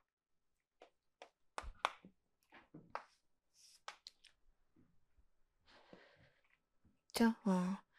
그래서 이렇게 새로운 사실이 발견돼서 다시 개최할 필요가 있다고 인정될 때 공청회를 다시 개최할 수 있다 이렇게 돼 있다. 됐고요. 그다음에 2번 보시면 구 국적법에 따른 귀하는 성질상 행정처에 거치 곤란하거나 걸칠 필요가 없다고 인정되는 사항이 아니므로 거칠 필요가 없다고 인정되는 사항이에요. 그래서 처분의 이유제실 규정과 행정재판 적용되지 않아요. 그래서 이 국적법에 따른 귀하 혹시 우리 처분사유 추가 변경에서 품행 미단정 그거 혹시 기억나시는지 모르겠는데 품행 미단정이라는 게 귀하 불허가 처분 사유였는데 그 처분 사유를 뒷받침하는 어떤 기초사실 판단 요건 그런 것들은 처분 사유 추가 변경이 된다. 우리가 그런 것들 공부했었거든요. 뭐 기소유예 전력, 불법체류 전력 그 판례예요, 사실은. 근데 이것도 우리 행정자법에 이게 기본소에 좀 나와 있긴 한데 이 국적법에 따른 귀하 요건, 요 귀하 요건은 이 법에 다 규정이 돼 있어요. 국적법에 다 규정이 돼 있어요. 그래서 각 호에 이렇게 딱 1호부터 쭉 나와 있는데 귀하 요건 뭐 5년 이상 뭐 주소가 있고 뭐 이런 것들 그리고 또 품행 단정 이런 것들 있죠. 품행 단정할 것. 이런 요건들은 국적법에 규정이 명확하게 돼 있다는 거예요. 그래서 이 행정절차법 이게 일반법이잖아요. 그래서 이 행정절차법이 특별히 적용될 필요가 없다. 그렇게 본 거예요. 그래서 국적법에 따른 귀하 절차 이런 것들은 국적법에 다 규정이 돼 있기 때문에 어떤 이제 일반적인 법인, 일반법인 행정절차법상의 어떤 뭐 그런 규정들, 이유제시에 관한 규정들이 별도로 적용되지 않는다. 그렇게 이제 봤어요. 그래서 우리가 귀하, 출입국 관리, 난민 인정 그런 것들은 특별법들이 꽤 많이 있죠. 그래서 그런 것들은 조금 조심하셔야 되죠. 그다음에 3번 보시면은 국가에 대해서 행정처분을 할 때에도 사전통지, 의견 정치, 이유제시와 관련한 행정처분이 그대로 적용된다. 요것도 최신 판례인데 요거 이제 맞아요. 맞고 국가에 대한 행정처분, 이 처분이 가능할 수가 있다는 거. 근데 이제 이 국가에 대한 행정처분을 할 때 행정처분이 적용되냐? 요거는 요게 TV 수신료 부과 사건이에요. TV 수신료. 텔레비전 방송 수신료 부과 처분 사건인데 어디에다가 부과를 했냐면은 한전이 그 공군 비행단에 있는 그 테레비 수상기 공군 비행단 그 군 영내에 있는 그 수상기를 찾아내서 그 수상기에 대해서 지금 수신료 부과 처분을 한 거예요. 군대 내에 있는 수상기 그걸 등록을 시켜가지고 그 수상기에 대해서 수신료 부과청을 한 거거든요. 그래서 이제 군대잖아요, 군대. 그래서 군대 내에 있는 군 내에 있는 그 수상기를 등록시키고 그리고 그 등록한 수상기에 대해서 수신료 부과처분을 할 때도 역시 행정처법이 그대로 적용이 되느냐 적용된다고 봤어요. 왜냐면은 어떤 뭐 특별한 예외 규정이 없다 그렇게 봤거든요. 그래서 우리가 행정처법 적용 배제사항이 행정절차법 3조 2항에 있잖아요. 3조 2항에도 국가에 대한 처분을 할 때 그런 어떤 뭐 예외 사유로 규정하고 있지 않아요. 우리가 거기에는 뭐 입법 절차, 사업 절차 뭐 그렇게 돼 있지. 국가에 대한 처분 그런 건 없잖아요. 그리고 국가도 역시 당사 능력이 있어요. 당사 능력이 있어서 역시 당사 등 행정절차법상의 구조, 행정절차법 구조의 당사자 능력 규정이 있죠. 당사가 될 수 있다는 거예요. 그죠? 사전통지도 받을 수 있고 이유제시도 받을 수 있고 그죠? 다 이렇게 당사자가 될 수 있다는 거죠. 당사자가 절차 보장을 받을 수 있는 당사자가 될 수 있다는 거예요. 그래서 구조에 따라서 당사가 될 수 있고 특별히 행정처법 적용 배제 사유를 규정하고 있지 않기 때문에 국가에 대한 처분을 할 때도 행정처법이 적용될 수 있다라고 본 판례인데 요 TV 수신료 군대 내에 있는 그 수상기 수신료 부과 처분은 이것은 위법하다고 봤어요. 결론적으로는. 왜냐하면은 그 군대 내에 있는 그 수상기는 등록 의무 자체가 없다. 등록 의무가 면제된다. 그래서 부가처분을 할 수 없다. 그렇게 봤어요. 근데 그 전제로 선결적으로 이런 것들을 판단해 준 거죠. 주장을 하니까 판단을 해줬는데 행정처법 적용될 수 있다. 그렇지만 등록 자체가 면제된다. 그렇게 봤어요. 아니, 수상기계를 등록해야 등록된 수상기계에 대해서 수신료 부가처분을 하잖아요. 근데 등록을 할 필요가 없다는 거예요. 등록을 할 필요가 없다. 그래서 수신료 부가처분은 이것은 하면 안 된다. 그렇게 본 거죠. 그다음에 4번 보시면요. 다수 당사자 등에 의해 선정된 대표자가 있는 경우는 당사자 등은 직접 또는 그 대표자를 통해서 행정 절차에 관한 행위를 할 수 있다. 우리가 이거 다수 당사자가 있을 때 대표자 선정할 수 있다. 그죠? 그 규정이 있죠. 그 규정이 있으면은 그 이하 조문도 다 봐야 돼요. 대표자를 통해서만 행정절차를 할 수 있다. 그렇게 봐요. 직접은 안 돼요. 다수 당사자가 공동으로 이렇게 행정절차에 관한 행위를 할 때는 대표자를 선정할 수가 있고, 대표자를 선정했을 때는 그 대표자를 통해서만 하는 거예요. 그다음에 10번 보시면 정보공개법, 기억번 보시면 정보 비공개 결정에 대해서 이의신청이 있다. 그럴 때 이제 정보공개 심의회를 개최해야 된다. 이것도 조문 내용인데 참고로 보세요. 정보공개 심의는 자문기관이죠. 정보공개 심의 제출해야 되고 법령에 따라 비밀로 규정한다. 이건 법령에 따라 비밀로 규정됐죠. 당연히 그럼 이거는 개최하지 않을 수 있는 거죠. 비밀이잖아. 그죠? 그래서 이때는 개최하지 않을 수도 있다. 그죠? 이것도 이제 일반적으로 이제 맞는 얘기고요. 그 다음에 니은번 공공기관이 보유 관리하고 있는 정보가 제3자 관련이 있는 경우 제3자 비공개 요청이 있다는 사유만으로 비공개 사유에 해당하는 것은 아니죠. 제3자와 관련된 정보 공개 청구가 들어왔다. 그러면은 공공기관은 제3자한테 지체 없이 통지를 해줘야 돼요. 근데 의견 청취는 반드시 할 필요는 없어요. 그리고 제3자가 비공개 요청을 할 수도 있고 안 할 수도 있죠. 비공개 요청을 할 수 있다라는 조문 자체를 우리 판례는요. 그냥 절차적인 규정이다 그렇게 보는 것이지 그 자체가 어떤 구성력이 있다 그렇게 보지는 않아요. 그래서 제3자 비공개 요청만으로 비공개가 되는 건 아니에요. 그래서 비공개 사유에 해당해야 되겠죠. 그래서 이익 형량을 해봐야 되겠죠.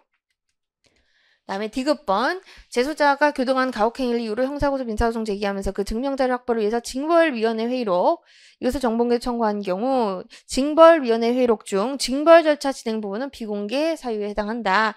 이것도 짜잘한 게 나왔죠. 짜잘한 게. 그래서 우리가 지금 보면은 앞에 행정절차 문제도 그렇고 이 문제도 그렇고 좀 짜잘한 걸 좀 내고 있어요. 그래서 이렇게 내는 이유는 조문을 조금 꼼꼼하게 보자. 조문을 조금 꼼꼼하게 보고 조문을 그냥 대충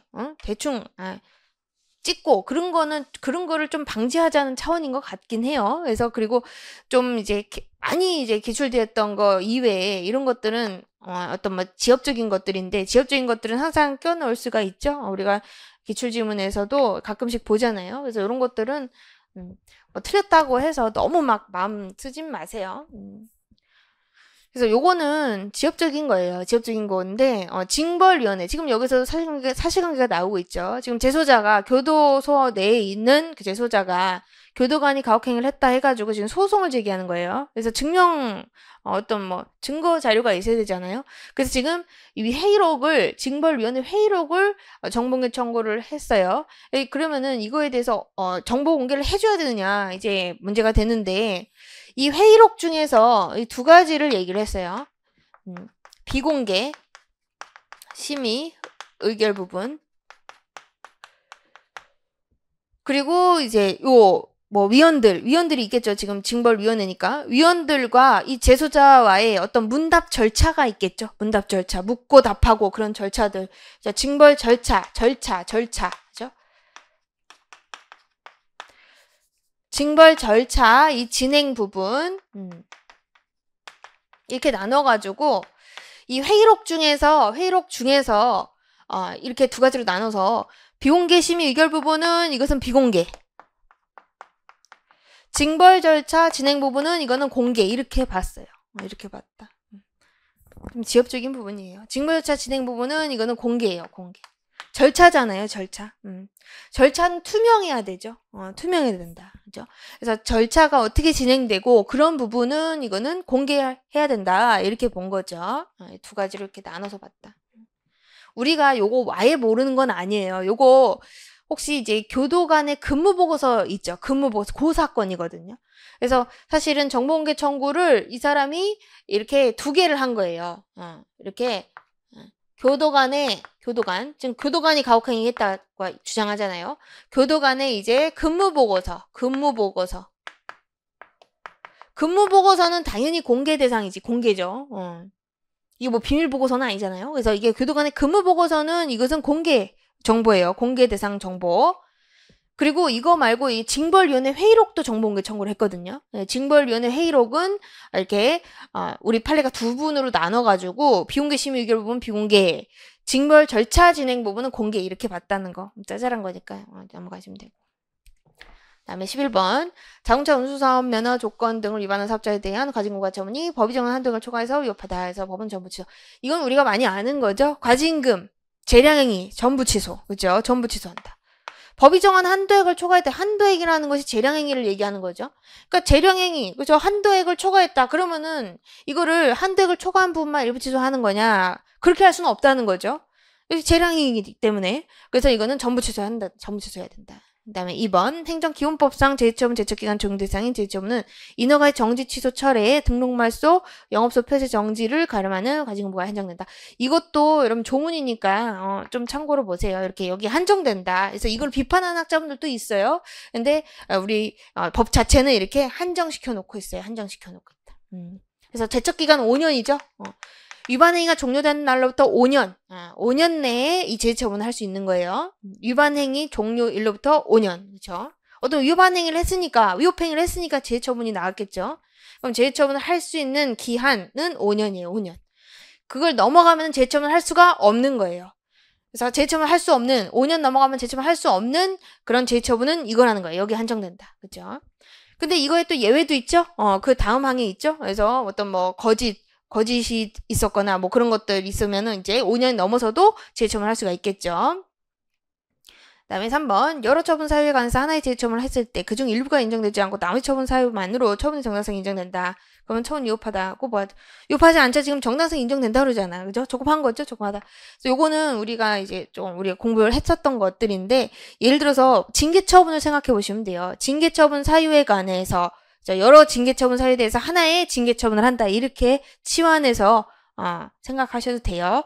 예를 들어서 뭐 폭행, 협박, 뭐 폭행이 있었다, 뇌물을 받았다, 뭐 여러 가지 뭐 이런 것들. 또 이거 이외에도 있을 뭐 성희롱 뭐 이런 거 있을 수가 있잖아요. 그러니까 여러 처분 사유에 관해서 하나의 징계처분, 해임처분이 나왔다.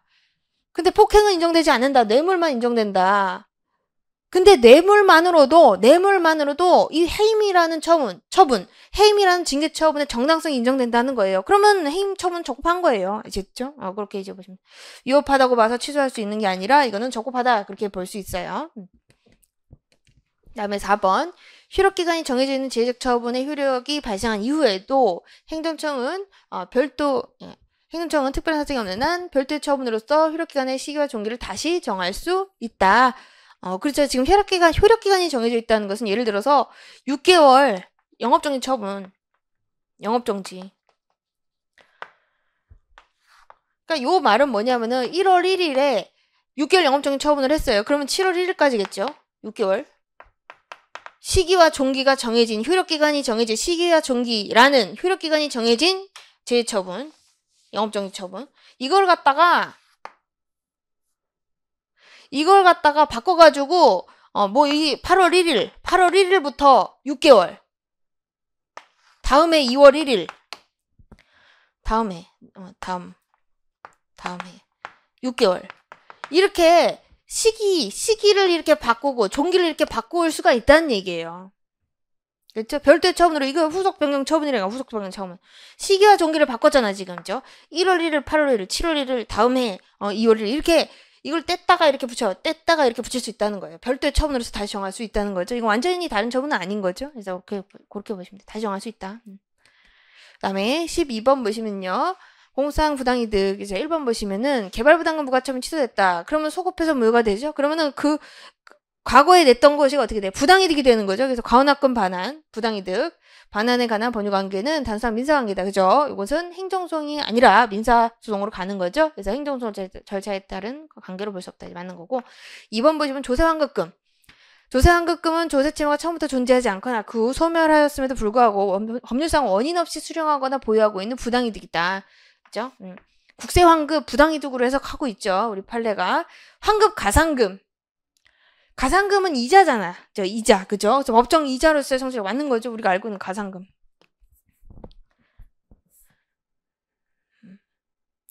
그 환급금을 줄 때도 가상금까지 줘야 되는 경우가 있어요. 그래서 이자까지 쳐가지고, 그죠?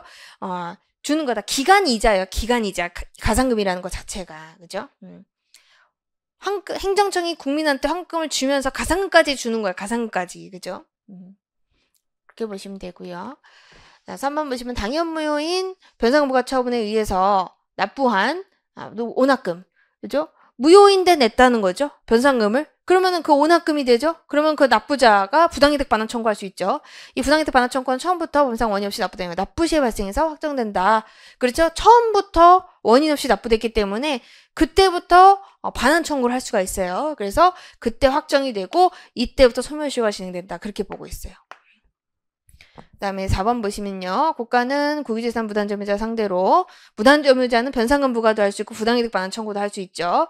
그래서 변상금 부과 징수권은 공법상의 권한 행사인 거고 이 부당이득 반환 청구권은 이 국가가 국유재산의 소유자로서 행사하는 이것은 사법상의 권한 행사죠. 그래서 공법관계, 사법관계 이거는 이제 법적 성질이 다르기 때문에 둘 다 이제 병존할 수 있다 이렇게 보고 있죠. 반환 청구소를 제기할 수 있다 그렇게 보는 거. 행사해야 되고 그건 아니고.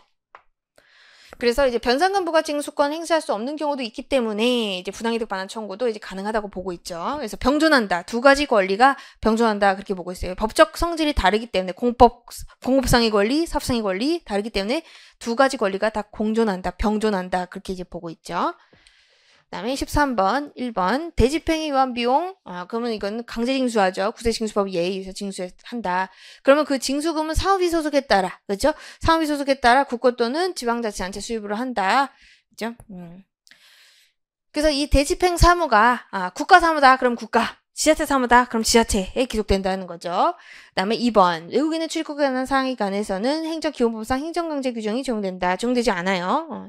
이것도 행정기본법의 내용인데 외국인의 출입국에 관한 사항은요, 출입국관리법이 적용돼요. 출입국관리법. 그래서 이제 행정강제, 요거는 기본법상의 행정강제잖아요. 어느 정도 이거 일반법적 성질을 갖고 있잖아요. 근데 외국인의 출입국 난민지정과 관련해서는 어떤 뭐 강제 출국이라든지 어떤 보호 조치라든지 그런 것들이 출입국관리법에 규정이 돼 있어요. 강제 조치와 관련된 조문들이 출입국관리법에 규정이 돼 있다. 그래서 어떤 이제 전문성, 특성이 강한 영역이기 때문에 그렇게 이런 일반법들이 적용되는 게 아니라 그렇게 어떤 출입국관리법이라는 특별법적 어떤 성격을 가진 법들이 적용된다. 그렇게 보시면 돼요. 3번 부동산 실거래자 명의 등기가 난 법률상 장기 미등기자가 법에 규정된 이행기간이 지났다는 거죠. 이행기간이 지나서 등기신청 의무를 이행했다는 거예요. 그렇다 하더라도 이행강제는 부과할 수 없다? 그렇죠? 그렇죠. 지금 여기서 기간이 지나서 지금 뭐 했다는 거예요? 등기신청 의무를 이행했다는 거예요. 의무를 이행했다는 거죠. 의무를 이행했기 때문에 의무 이행해 라는 이행 강제금을 부과할 수 없겠죠. 맞는 거다. 우리도 이거 알고 있다.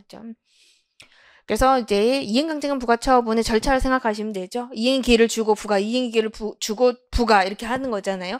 이행의 기회를 줬다. 이행 기간을 줬다. 그럼에도 불구하고 그 기간이 지났다. 그러면 당연히 부과하는 거예요. 그건 아니죠. 이행 기간이 지났다 하더라도 이행을 하면은 그 후에는 부과할 수 없다. 그리고 기존에 부과한 게 있다면 그것은 안 내면 징수한다. 그렇게 우리가 공부했었죠. 다음에 4번. 지방자치단체 소속 공무원이 지자체 고유의 자치사무 수행하던 중에 도로법 규정에 의한 위반 행위를 했다. 지자체는 이것도 우리가 많이 나오는 부분이죠. 양벌 규정에 따라 처벌 대상이 되는 법인에 해당한다. 지방자치단체가 법인이냐와 관련해서는 어떤 사무를 처리하던 중에 위반 행위를 했느냐 그걸 봐야 돼요. 자치사무 수행하던 중에 위반 행위를 했다. 그러면은 이때는 지자체가 국가기관과는 별도의 공법인, 별도의 법인격을 가진 공법인으로 해석되기 때문에 이때는 양벌 규정에 의해서 처벌되는 법인에 해당한다. 그래서 이제 벌금을 부과받을 수가 있다는 거죠. 그렇게 이제 보시면 돼요. 근데 이거랑 비교하셔야 될 것은 기관이임 사무. 기관이임 사무를 처리하는 지방자치단체는 국가기관 일부로 해석되기 때문에 그때는 별도의 법인으로 해석되진 않아요. 그 다음에 14번, 1번. 부작위 위협 확인의 소는 부작위 상태가 계속되는 한 재수기간 제한을 받지 않는다. 그쵸? 요까진 맞아요. 그런데 행정심판을 거친 경우, 즉 의무이행 심판 같은 행정심판 거친 경우에는 재결이 나오죠? 그럼 재결서 정보 송달받는 부터 90일 그런 재수기간이 적용이 돼요. 그래서 38조 행정소송법 38조 2항에 20조가 준용되기 때문에 준용이 돼요. 그래서 재수기간이 적용되는 경우도 있어요. 언제? 행정심판을 거쳤을 때. 다음에 2번 당사소송에 관해서 법령의 재수기간이 정해져 있을 때는 그 기간을 불변기간으로 한다. 이것도 조문 자체에 규정이 있죠. 그래서 이제 이런 것들은 불변기간으로 볼 수 있는 것들 우리가 알고 있는 거가 이제 토지보상법 토지보상법상 그 보상금 증감 청구 소송 그런 것들 있죠. 그런 것들은 이제 불변기간 뭐 90일 그렇게 다 규정이 돼 있잖아요. 그런 거 다 불변기간으로 해석될 수가 있다는 거고요. 그다음에 3번 행정청이 법정 심판 청구 기간보다 긴 기간으로 잘못 알렸다. 오거지 했죠. 그러면 이 오거지 규정이 이 행정소송 제기에도 유추되느냐? 유추되지 않아요. 그래서 여기에도 당연히 적용되는 규정이라고 할 수 없다. 왜냐면은 이 소송법에 행정소송은 행정소송법의 규정이 있잖아요. 행정소송법에 오거지 규정이 이런 행정심판법과 같은 오거지 규정이 없어요. 그쵸? 긴 기간으로 잘못 알리면 늘어난다. 이런 규정이 없어요. 없다. 그래서 행정심판을 그러면 이거 유추할 수 있느냐? 유추할 수는 없다. 그렇게 이제 보고 있죠. 우리 판례가. 행정심판과 소송의 어떤 차이 때문에 그런 거죠. 그래서 요거는 이제 뭐 여러 가지 차이가 이제 약식 절차, 정식 절차, 무슨 권력 분립 뭐 그런 것들 여러 가지 차이가 있기 때문에 행정소송 제기는 당연히 이게 유추되진 않아요. 유추되지 않는다. 그래서 이 소송 제기 기간은 일반적으로 90일이잖아요. 90일 불변 기간으로 해석하고 있죠. 4번. 처분이 있음을 안날로부터 90일을 넘겨 청구한 부적법한 행정심판 청구에 대한 재결이 있은 후에 재결서 정본 송달받는 날로부터 90일 이내 원래 처분에 대해서 취소송을 제기했다. 그럼 다시 재소기간을 준수한 것은 준수한 것으로 되는 것은 아니다. 당연하죠. 우리가 처분이 있으면 안날로부터 90일, 재결이 나오면 재결서 정본 송달받은 날로부터 90일 그렇게 가잖아요. 그러면은 재결이 나왔을 때 그 재결이 적법한 행정심판 청구를 해서 나온 재결이어야 되느냐, 부적법한 행정심판 청구해도 나온 재결이어도 되느냐, 이제 문제죠. 적법한 행정심판 청구해야 돼요. 당연히. 그쵸? 그러니까 적법한지 부적법한지는 법원이 판단하는 거지만 재결을 기준으로 재수기간을 다시 계산하기 위해서는 이게 재수기간의 특례라고 하잖아요. 재결을 기준으로 재수기간을 다시 계산하기 위해서는 이 재결 자체가 적법한 행정심판 청구에서 나온 재결이어야 돼요. 그래서 요거 90일을 넘겼죠? 부적법하죠? 그러면은 요 재결을 기준으로 재수기간이 계산될 수는 없어요. 그래서 맞는 거예요. 맞는 거다. 그래서 이것도 우리가 기본서에 다 이제 서술이 돼 있는 거죠. 지금 처분이 있으면 안날부터 90일 이미 넘겼잖아. 그죠? 그러면은 이게 재결과 관련된 이런 재수기간 특례를 다시 인정하면 안 되겠죠. 그럼 90일이라는 기간 자체가 불변기간임에도 불구하고 그것을 대부분 사람들이 많이 무시하겠지. 이렇게 해석하면은. 그죠? 그래서 이제 그렇게 해석하고 있다. 다음 15번 피고적격. 1번 조례 무효확인 소송에서 피고적격이 있는 지금 조례에 대해서 다투죠. 조례는 공포권자가 피고예요. 지금 지방의회가 공포권자가 아니라 단체장이죠. 조례는 공포권자가 단체장이에요. 그래서 피고도 조례를 다툴 때는 피고도 단체장이고 2번 합의행정기관 처분은 당연히 합의행정청이 피고가 되는데 중앙노동위원회 처분 요거는 예외죠. 이 중앙노동위원회 처분에 대해서는 노동위원회가 피고가 아니라 위원장이 피고예요. 이거는 특별한 규정이 있기 때문에 노동위원회가 피고가 아니라 노동위원회 위원장이 피고가 돼요. 그다음에 3번 국가공무원에 대한 징계처분의 처분청이 대통령인 경우 지금 공무원에 대한 징계처분을 대통령이 했다는 얘기예요. 그때 이 징계처분을 다툰다. 취소송으로 다툰다. 피고가 누구냐? 대통령이 아니라 소속 장관이라는 거예요. 소속 장관이다. 그래서 대통령에 대한 예우 차원에서 특별한 규정이 있는 거예요. 특별한 규정이 있다. 국가공무법에 그렇게 규정이 돼 있고요. 그다음에 4번 보시면 대리기간이 대리관계 표시하고 피드행정처를 대리해서 처분했다. 그럼 피드행정처의 피고다. 그쵸? 대리관계를 표시했잖아요. 대리관계 표시했다. 그러면은 이 처분을 갖다가 누가 한 줄 알아? 누가 결정하고 누가 한 줄 알아요? 당연히 이 피대리행정처 본인이 한 줄 알죠? 본인이 대리시켰잖아요. A 대리인 B 장관, 대리인, 차관 이렇게 했다. 처분을. 그렇죠? 갑한테. 그러면 갑이 이 처분에 대한 추송을 제기한다. 피고가 누구라는 거예요? 얘라는 거예요. 얘. 피대리행정청, 대리청, 피대리행정청, 대리행정청, 피대리기관, 대리기관, 본인, 대리인. 그죠? 그래서 얘가 이렇게 이 처분을 다툴 때에 이렇게 대리 관계를 표시했다면은 얘가 피고예요. 얘가 피고고, 대리 관계를 표시하지 않았다. 그러면은 얘가 피고예요. A를 모르잖아. 갑 입장에서는. 갑은 A를 몰라요. 그래서 얘가 피고고요. 근데 만약에 알았다. 이 대리관계 임을 이 처분이 대리행위로 행한 행위라는 것을 누군가 시켜서 대리한 것일 뿐이다 라는 사실을 갑이 알았다는 거야. 뒤에 A가 있다는 걸 알았어. 그러면은 얘가 피고야. 그죠? 그래서 표시했죠?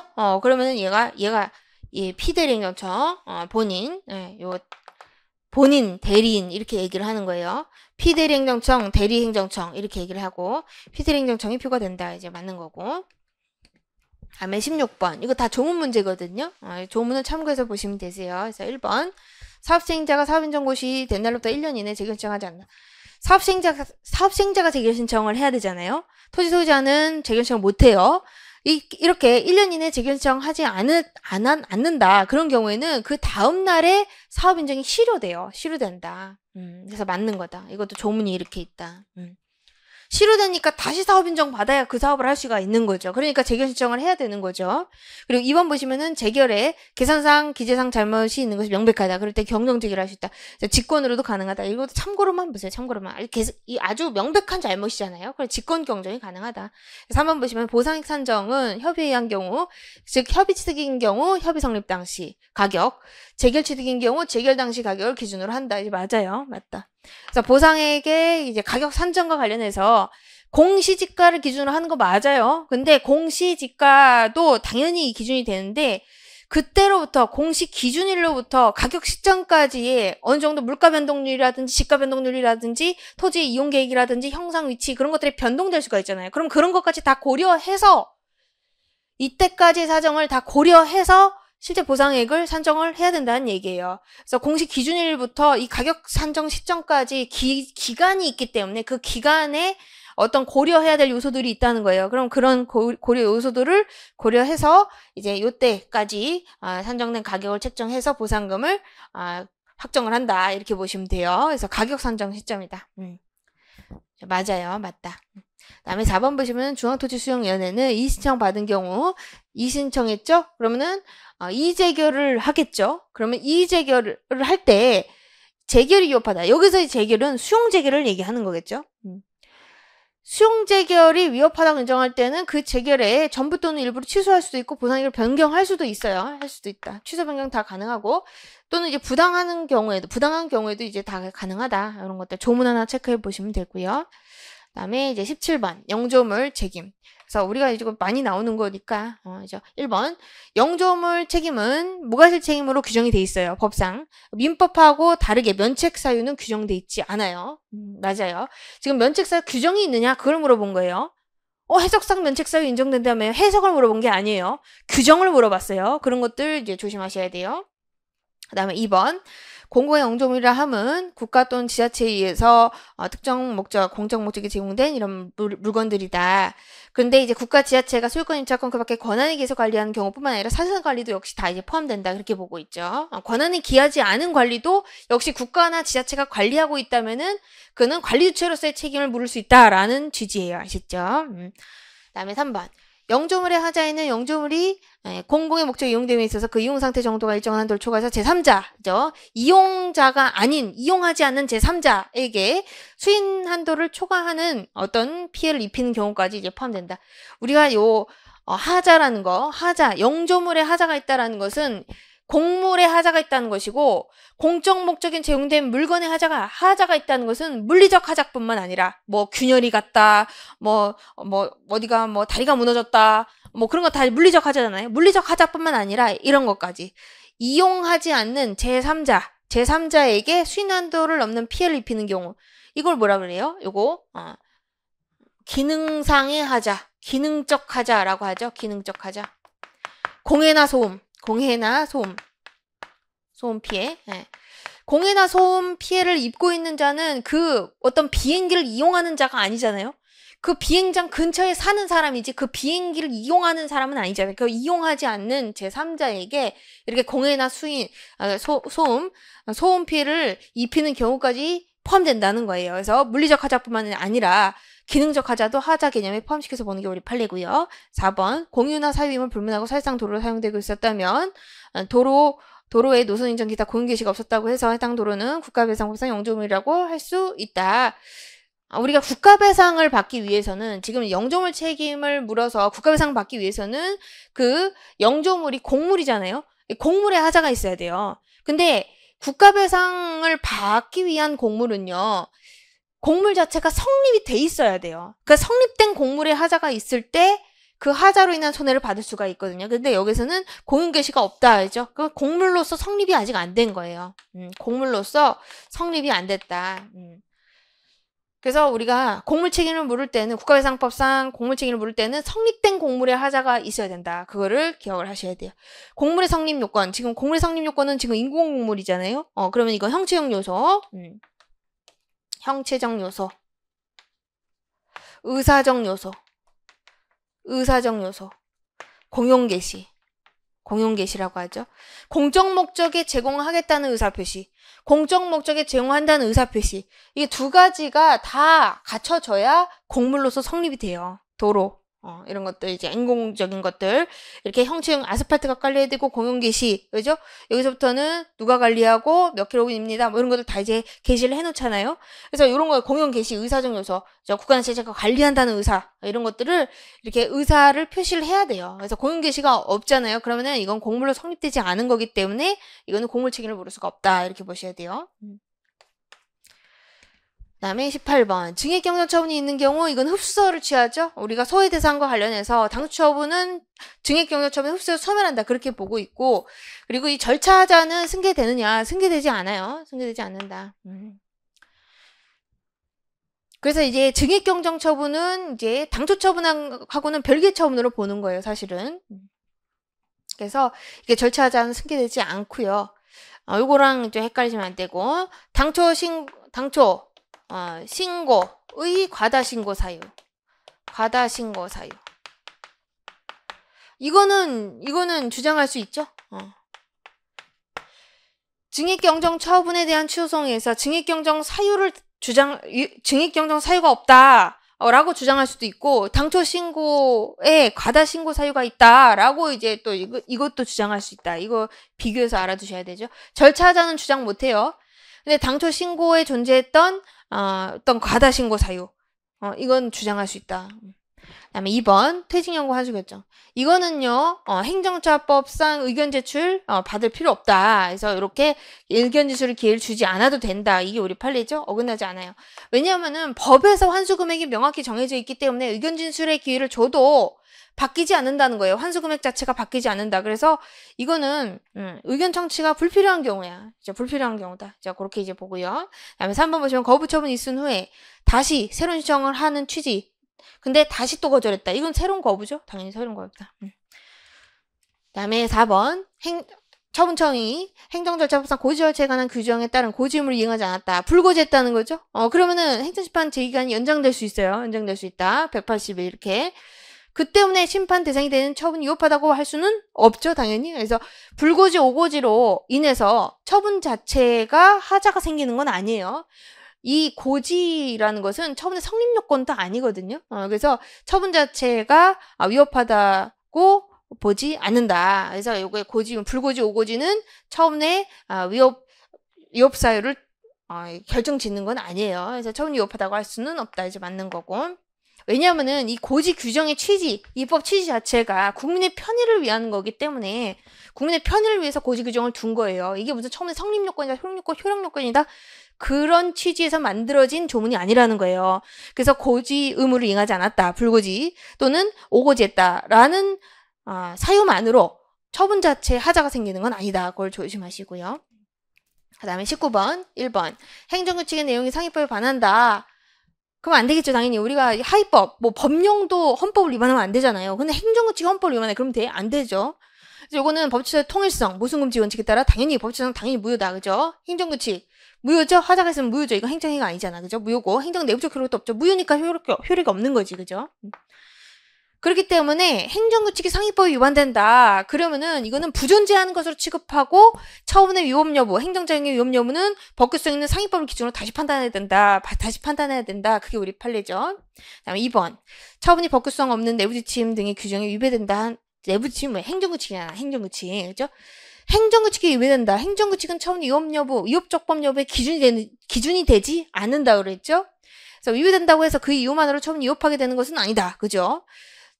그리고 행정규칙에서 정한 요건이 부합한다고 해서 반드시 처분이 적법해. 그것도 아니죠. 그러면은 처분의 위법 여부는 뭘 보고 판단해? 법규성 있는 상위법을 기준으로 판단한다는 거예요. 법규성 없는 행정규칙이 아니라 법규성 있는 상위법을 기준으로 판단한다. 다음에 3번 행정관청 내부 사무처리 규정에 불과한 전결 규정. 이게 이제 내부임이죠. 내부임이라고 생각하시면 돼요. 내부임은 이 처분의 권한 자체, 처분의 대의적 처분 권한 자체가 이전되지 않아요.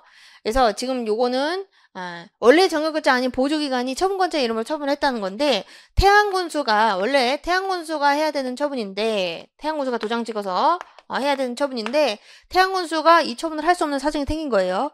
근데 정결 규정에 따르면은 부군수가 정결을 하기로 돼 있어요. 내부임 받아서 이 처분을 내부임이라는 것은 의사결정은 얘가 해도 대의적인 처분은 명의자가 바뀌면 안 되기 때문에 태양군수 군수도장을 찍어야 되는 거야. 군수도장. 그래서 정결권자가 부군수로 돼 있고 그러면 이 부군수가 원래는 군수도장을 찍어서 처분을 해야 되는데 지금 그렇게 안 했다는 거. 정결권자가 아닌 이 정결규정 행정규칙이에요. 행정규칙. 여기 행정규칙에 위반돼서 누가 했냐면은 재무과장이 지금 이렇게 했다는 거야. 재무과장이. 그럼 이 처분 자체에 하자가 있느냐? 군수도장 잘 찍었잖아. 군수도장. 그래서 이 정결 규정은요. 이 내부임이 정결인 거고 이 내부임 규정은 이 행정규칙이에요. 행정규칙. 행정규칙을 위반해서 재무과장이 군수도장 찍어서 처분을 했다. 그럼 이 처분 자체가 하자가 있는 거냐? 그렇게 보지는 않아요. 무효처분이라 틀렸다. 권한 없지 않아요. 왜냐하면 군수도장 잘 찍었기 때문에. 아셨죠? 행정규칙 위반이라고 해서 당연히 위법한 건 아니죠? 그렇게 이제 4번. 행정성에 대한 대법원 판결에 의해서 명령규칙이 헌법 법률에 위반된다는 것이 확정됐다. 그러면 대법원은 지체 없이 그 사유를 행안부 장관에게 통보해야 된다. 이것도 이제 사실상 대세율을 확보시키기 위해서 이런 조문이 있죠. 그러면 이렇게 통보받은 행안부 장관은 관부에 게재하도록 돼 있어요. 왜냐하면은 지금 법원이잖아요. 법원에서 명령규칙의 위헌위법 판결이 나왔다. 위헌위법을 선결 문제로 판단을 해줬다. 그런 경우에는 이거는 그 사건에 한해서만 이 위법한 명령규칙이 적용되지 않는 거일 뿐이지 어떤 이 명령규칙 자체가 삭제되는 건 아니거든요. 그래서 다른 사건에도 적용되지는 않게끔 해야 되기 때문에 사실상 대세율을 확보시키기 위해서 행안부 장관에 통보하고 통보하는 장관은 관부에 게재하도록 규정을 두고 있어요. 그래서 법원이 판단을 했을 때는 당해 사건 안에서만 적용이 거부된다. 그런 것도 기억하시면서 보시면 되고요. 그다음에 요 마지막 문제죠. 인허가 의제 효과. 요것도 이제 행정기본법 조문이기 때문에 잘 보셔야 돼요. 의제의 효과는 주된 인허가의 해당 법률에 규정된 관련 인허가에 한정된다. 그죠? 한정된다. 제-의제가 되지 않아요. 예를 들어서 건축허가 여긴 2번 건축허가 받으면은 개발행위허가 이게 의제되는 경우 그 의제 규정이 어디 있어야 돼요? 건축법에 규정이 있어야 된다는 거예요. 건축법에 규정이 있는 인허가만 의제가 된다는 거예요. 그렇죠? 그 여기 여기 의제되는 다른 법에 의제 규정이 있어서 또 이걸 타고선 여기 또 다른 게 의제가 되냐? 그건 아니라는 거예요. 그건 아니다. 제-의제는 안 되고 주된 인허가와 관련된 근거법령이 규정된 인허가만 의제된다. 거기 한정된다. 그렇게 보고 있고요. 그래서 지금 2번 요것도 개발행위 허가가 의제된 건축허가 신청이 개발행위 허가 기준에 부합하지 못한다. 그런 경우는 이 건축허가권자는 뭘 거부할 수 있어요? 건축허가를 거부할 수 있죠.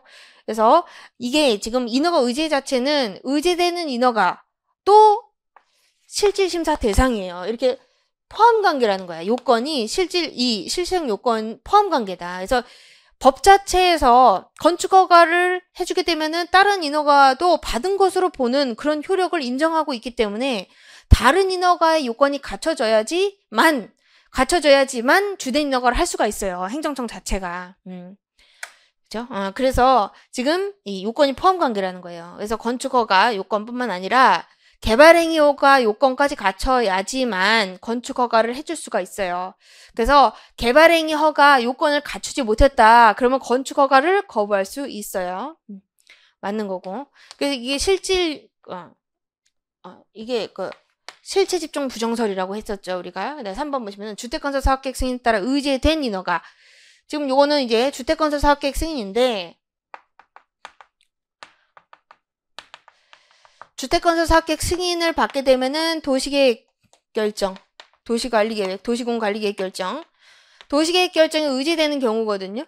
그런데 지금 의제가 된 사안이야. 지금 의제됐다 그랬잖아. 됐다고. 의제된 인허가. 그러니까 지금 의제가 되게 되면 어떤 효과가 있다? 이 각각의 인허가가 별개의 인허가로 존재하는 거예요. 별개의 인허가. 각각의 인허가가 별개의 인허가라는 거예요. 그러니까 의제된 인허가가 존재한다는 거예요. 의제된 인허가가 실제한다는 거예요. 그래서 요것도 다툴 수 있고 요것도 다툴 수 있다는 거예요. 그래서 요게 하자가 있다. 그럼 이걸 다투면 되는 거예요. 그래서 지금 의제된 인허가가 위법하다고 다툰다. 그럼 의제된 인허가를 다투라는 거예요. 주택건설 이거 다투지 말고. 그렇죠? 그래서 의제된 인허가 취소를 구할 것이에요. 구할 것이고 주택건설 사업계획 승인 차원의 취소를 구하는 게 아니라는 거예요. 그렇게 이제 각각 별개의 인허가로 존재하고 있기 때문에 하자가 있는 걸 다투면 돼요. 그 다음에 이거 마지막 4번 어떤 개발사업 시행과 관련해서 인허가의 근거 법령에서 절차 간소화를 위해서 관련 인허가를 의제 처리할 수 있는 근거 규정을 둔 경우. 그죠? 이게 인허가 의제죠. 사업 시행자는 인허가를 신청하면서 반드시 관련 인허가 의제 처리에 신청할 의무가 있는 건 아니다. 당연하죠. 지금 인허가 의제의 조문 자체가 사업 시행자 이익을 위해서 이런 인허가 의제 조문을 두고 있는 거예요. 하나의 아주 중요한 인허가 하나 받으면은 다른 인허가까지 받은 것으로 이렇게 보는 거라는 거죠. 절차 간소화를 위해서 여기에 신청하면은 이걸 다 심사해가지고 원스톱 서비스를 해준다는 거죠. 행정청에서. 그러니까 이것은 인허가 의제 규정 자체가 사업 시행자의 이익을 위한 거기 때문에 이 사업 시행자가 자기가 의제를 원하는 관련 인허가 신청을 하는 것은 이 사람의 권리인 거예요. 이 의무가 아니에요. 자기가 부분 인허가 의제 제도라는 것도 있잖아요. 그렇기 때문에 사업 시행자 이익을 위해서 인허가 의제 조문이 존재하는 것이다. 그래서 반드시 관련 인허가 A, B, C 한꺼번에 다 신청할 필요도 없고 반드시 신청해야 될 것도 아니에요. 반드시 신청해야 되는 것도 아니다. 그래서 반드시 관련 인허가 의제 처리 신청할 의무가 있는 것은 아니다라는 거죠. 아니다. 그래서 근거 규정을 두고 있다. 이 근거 규정의 취지를 해석한 판례죠. 근거 규정의 취지.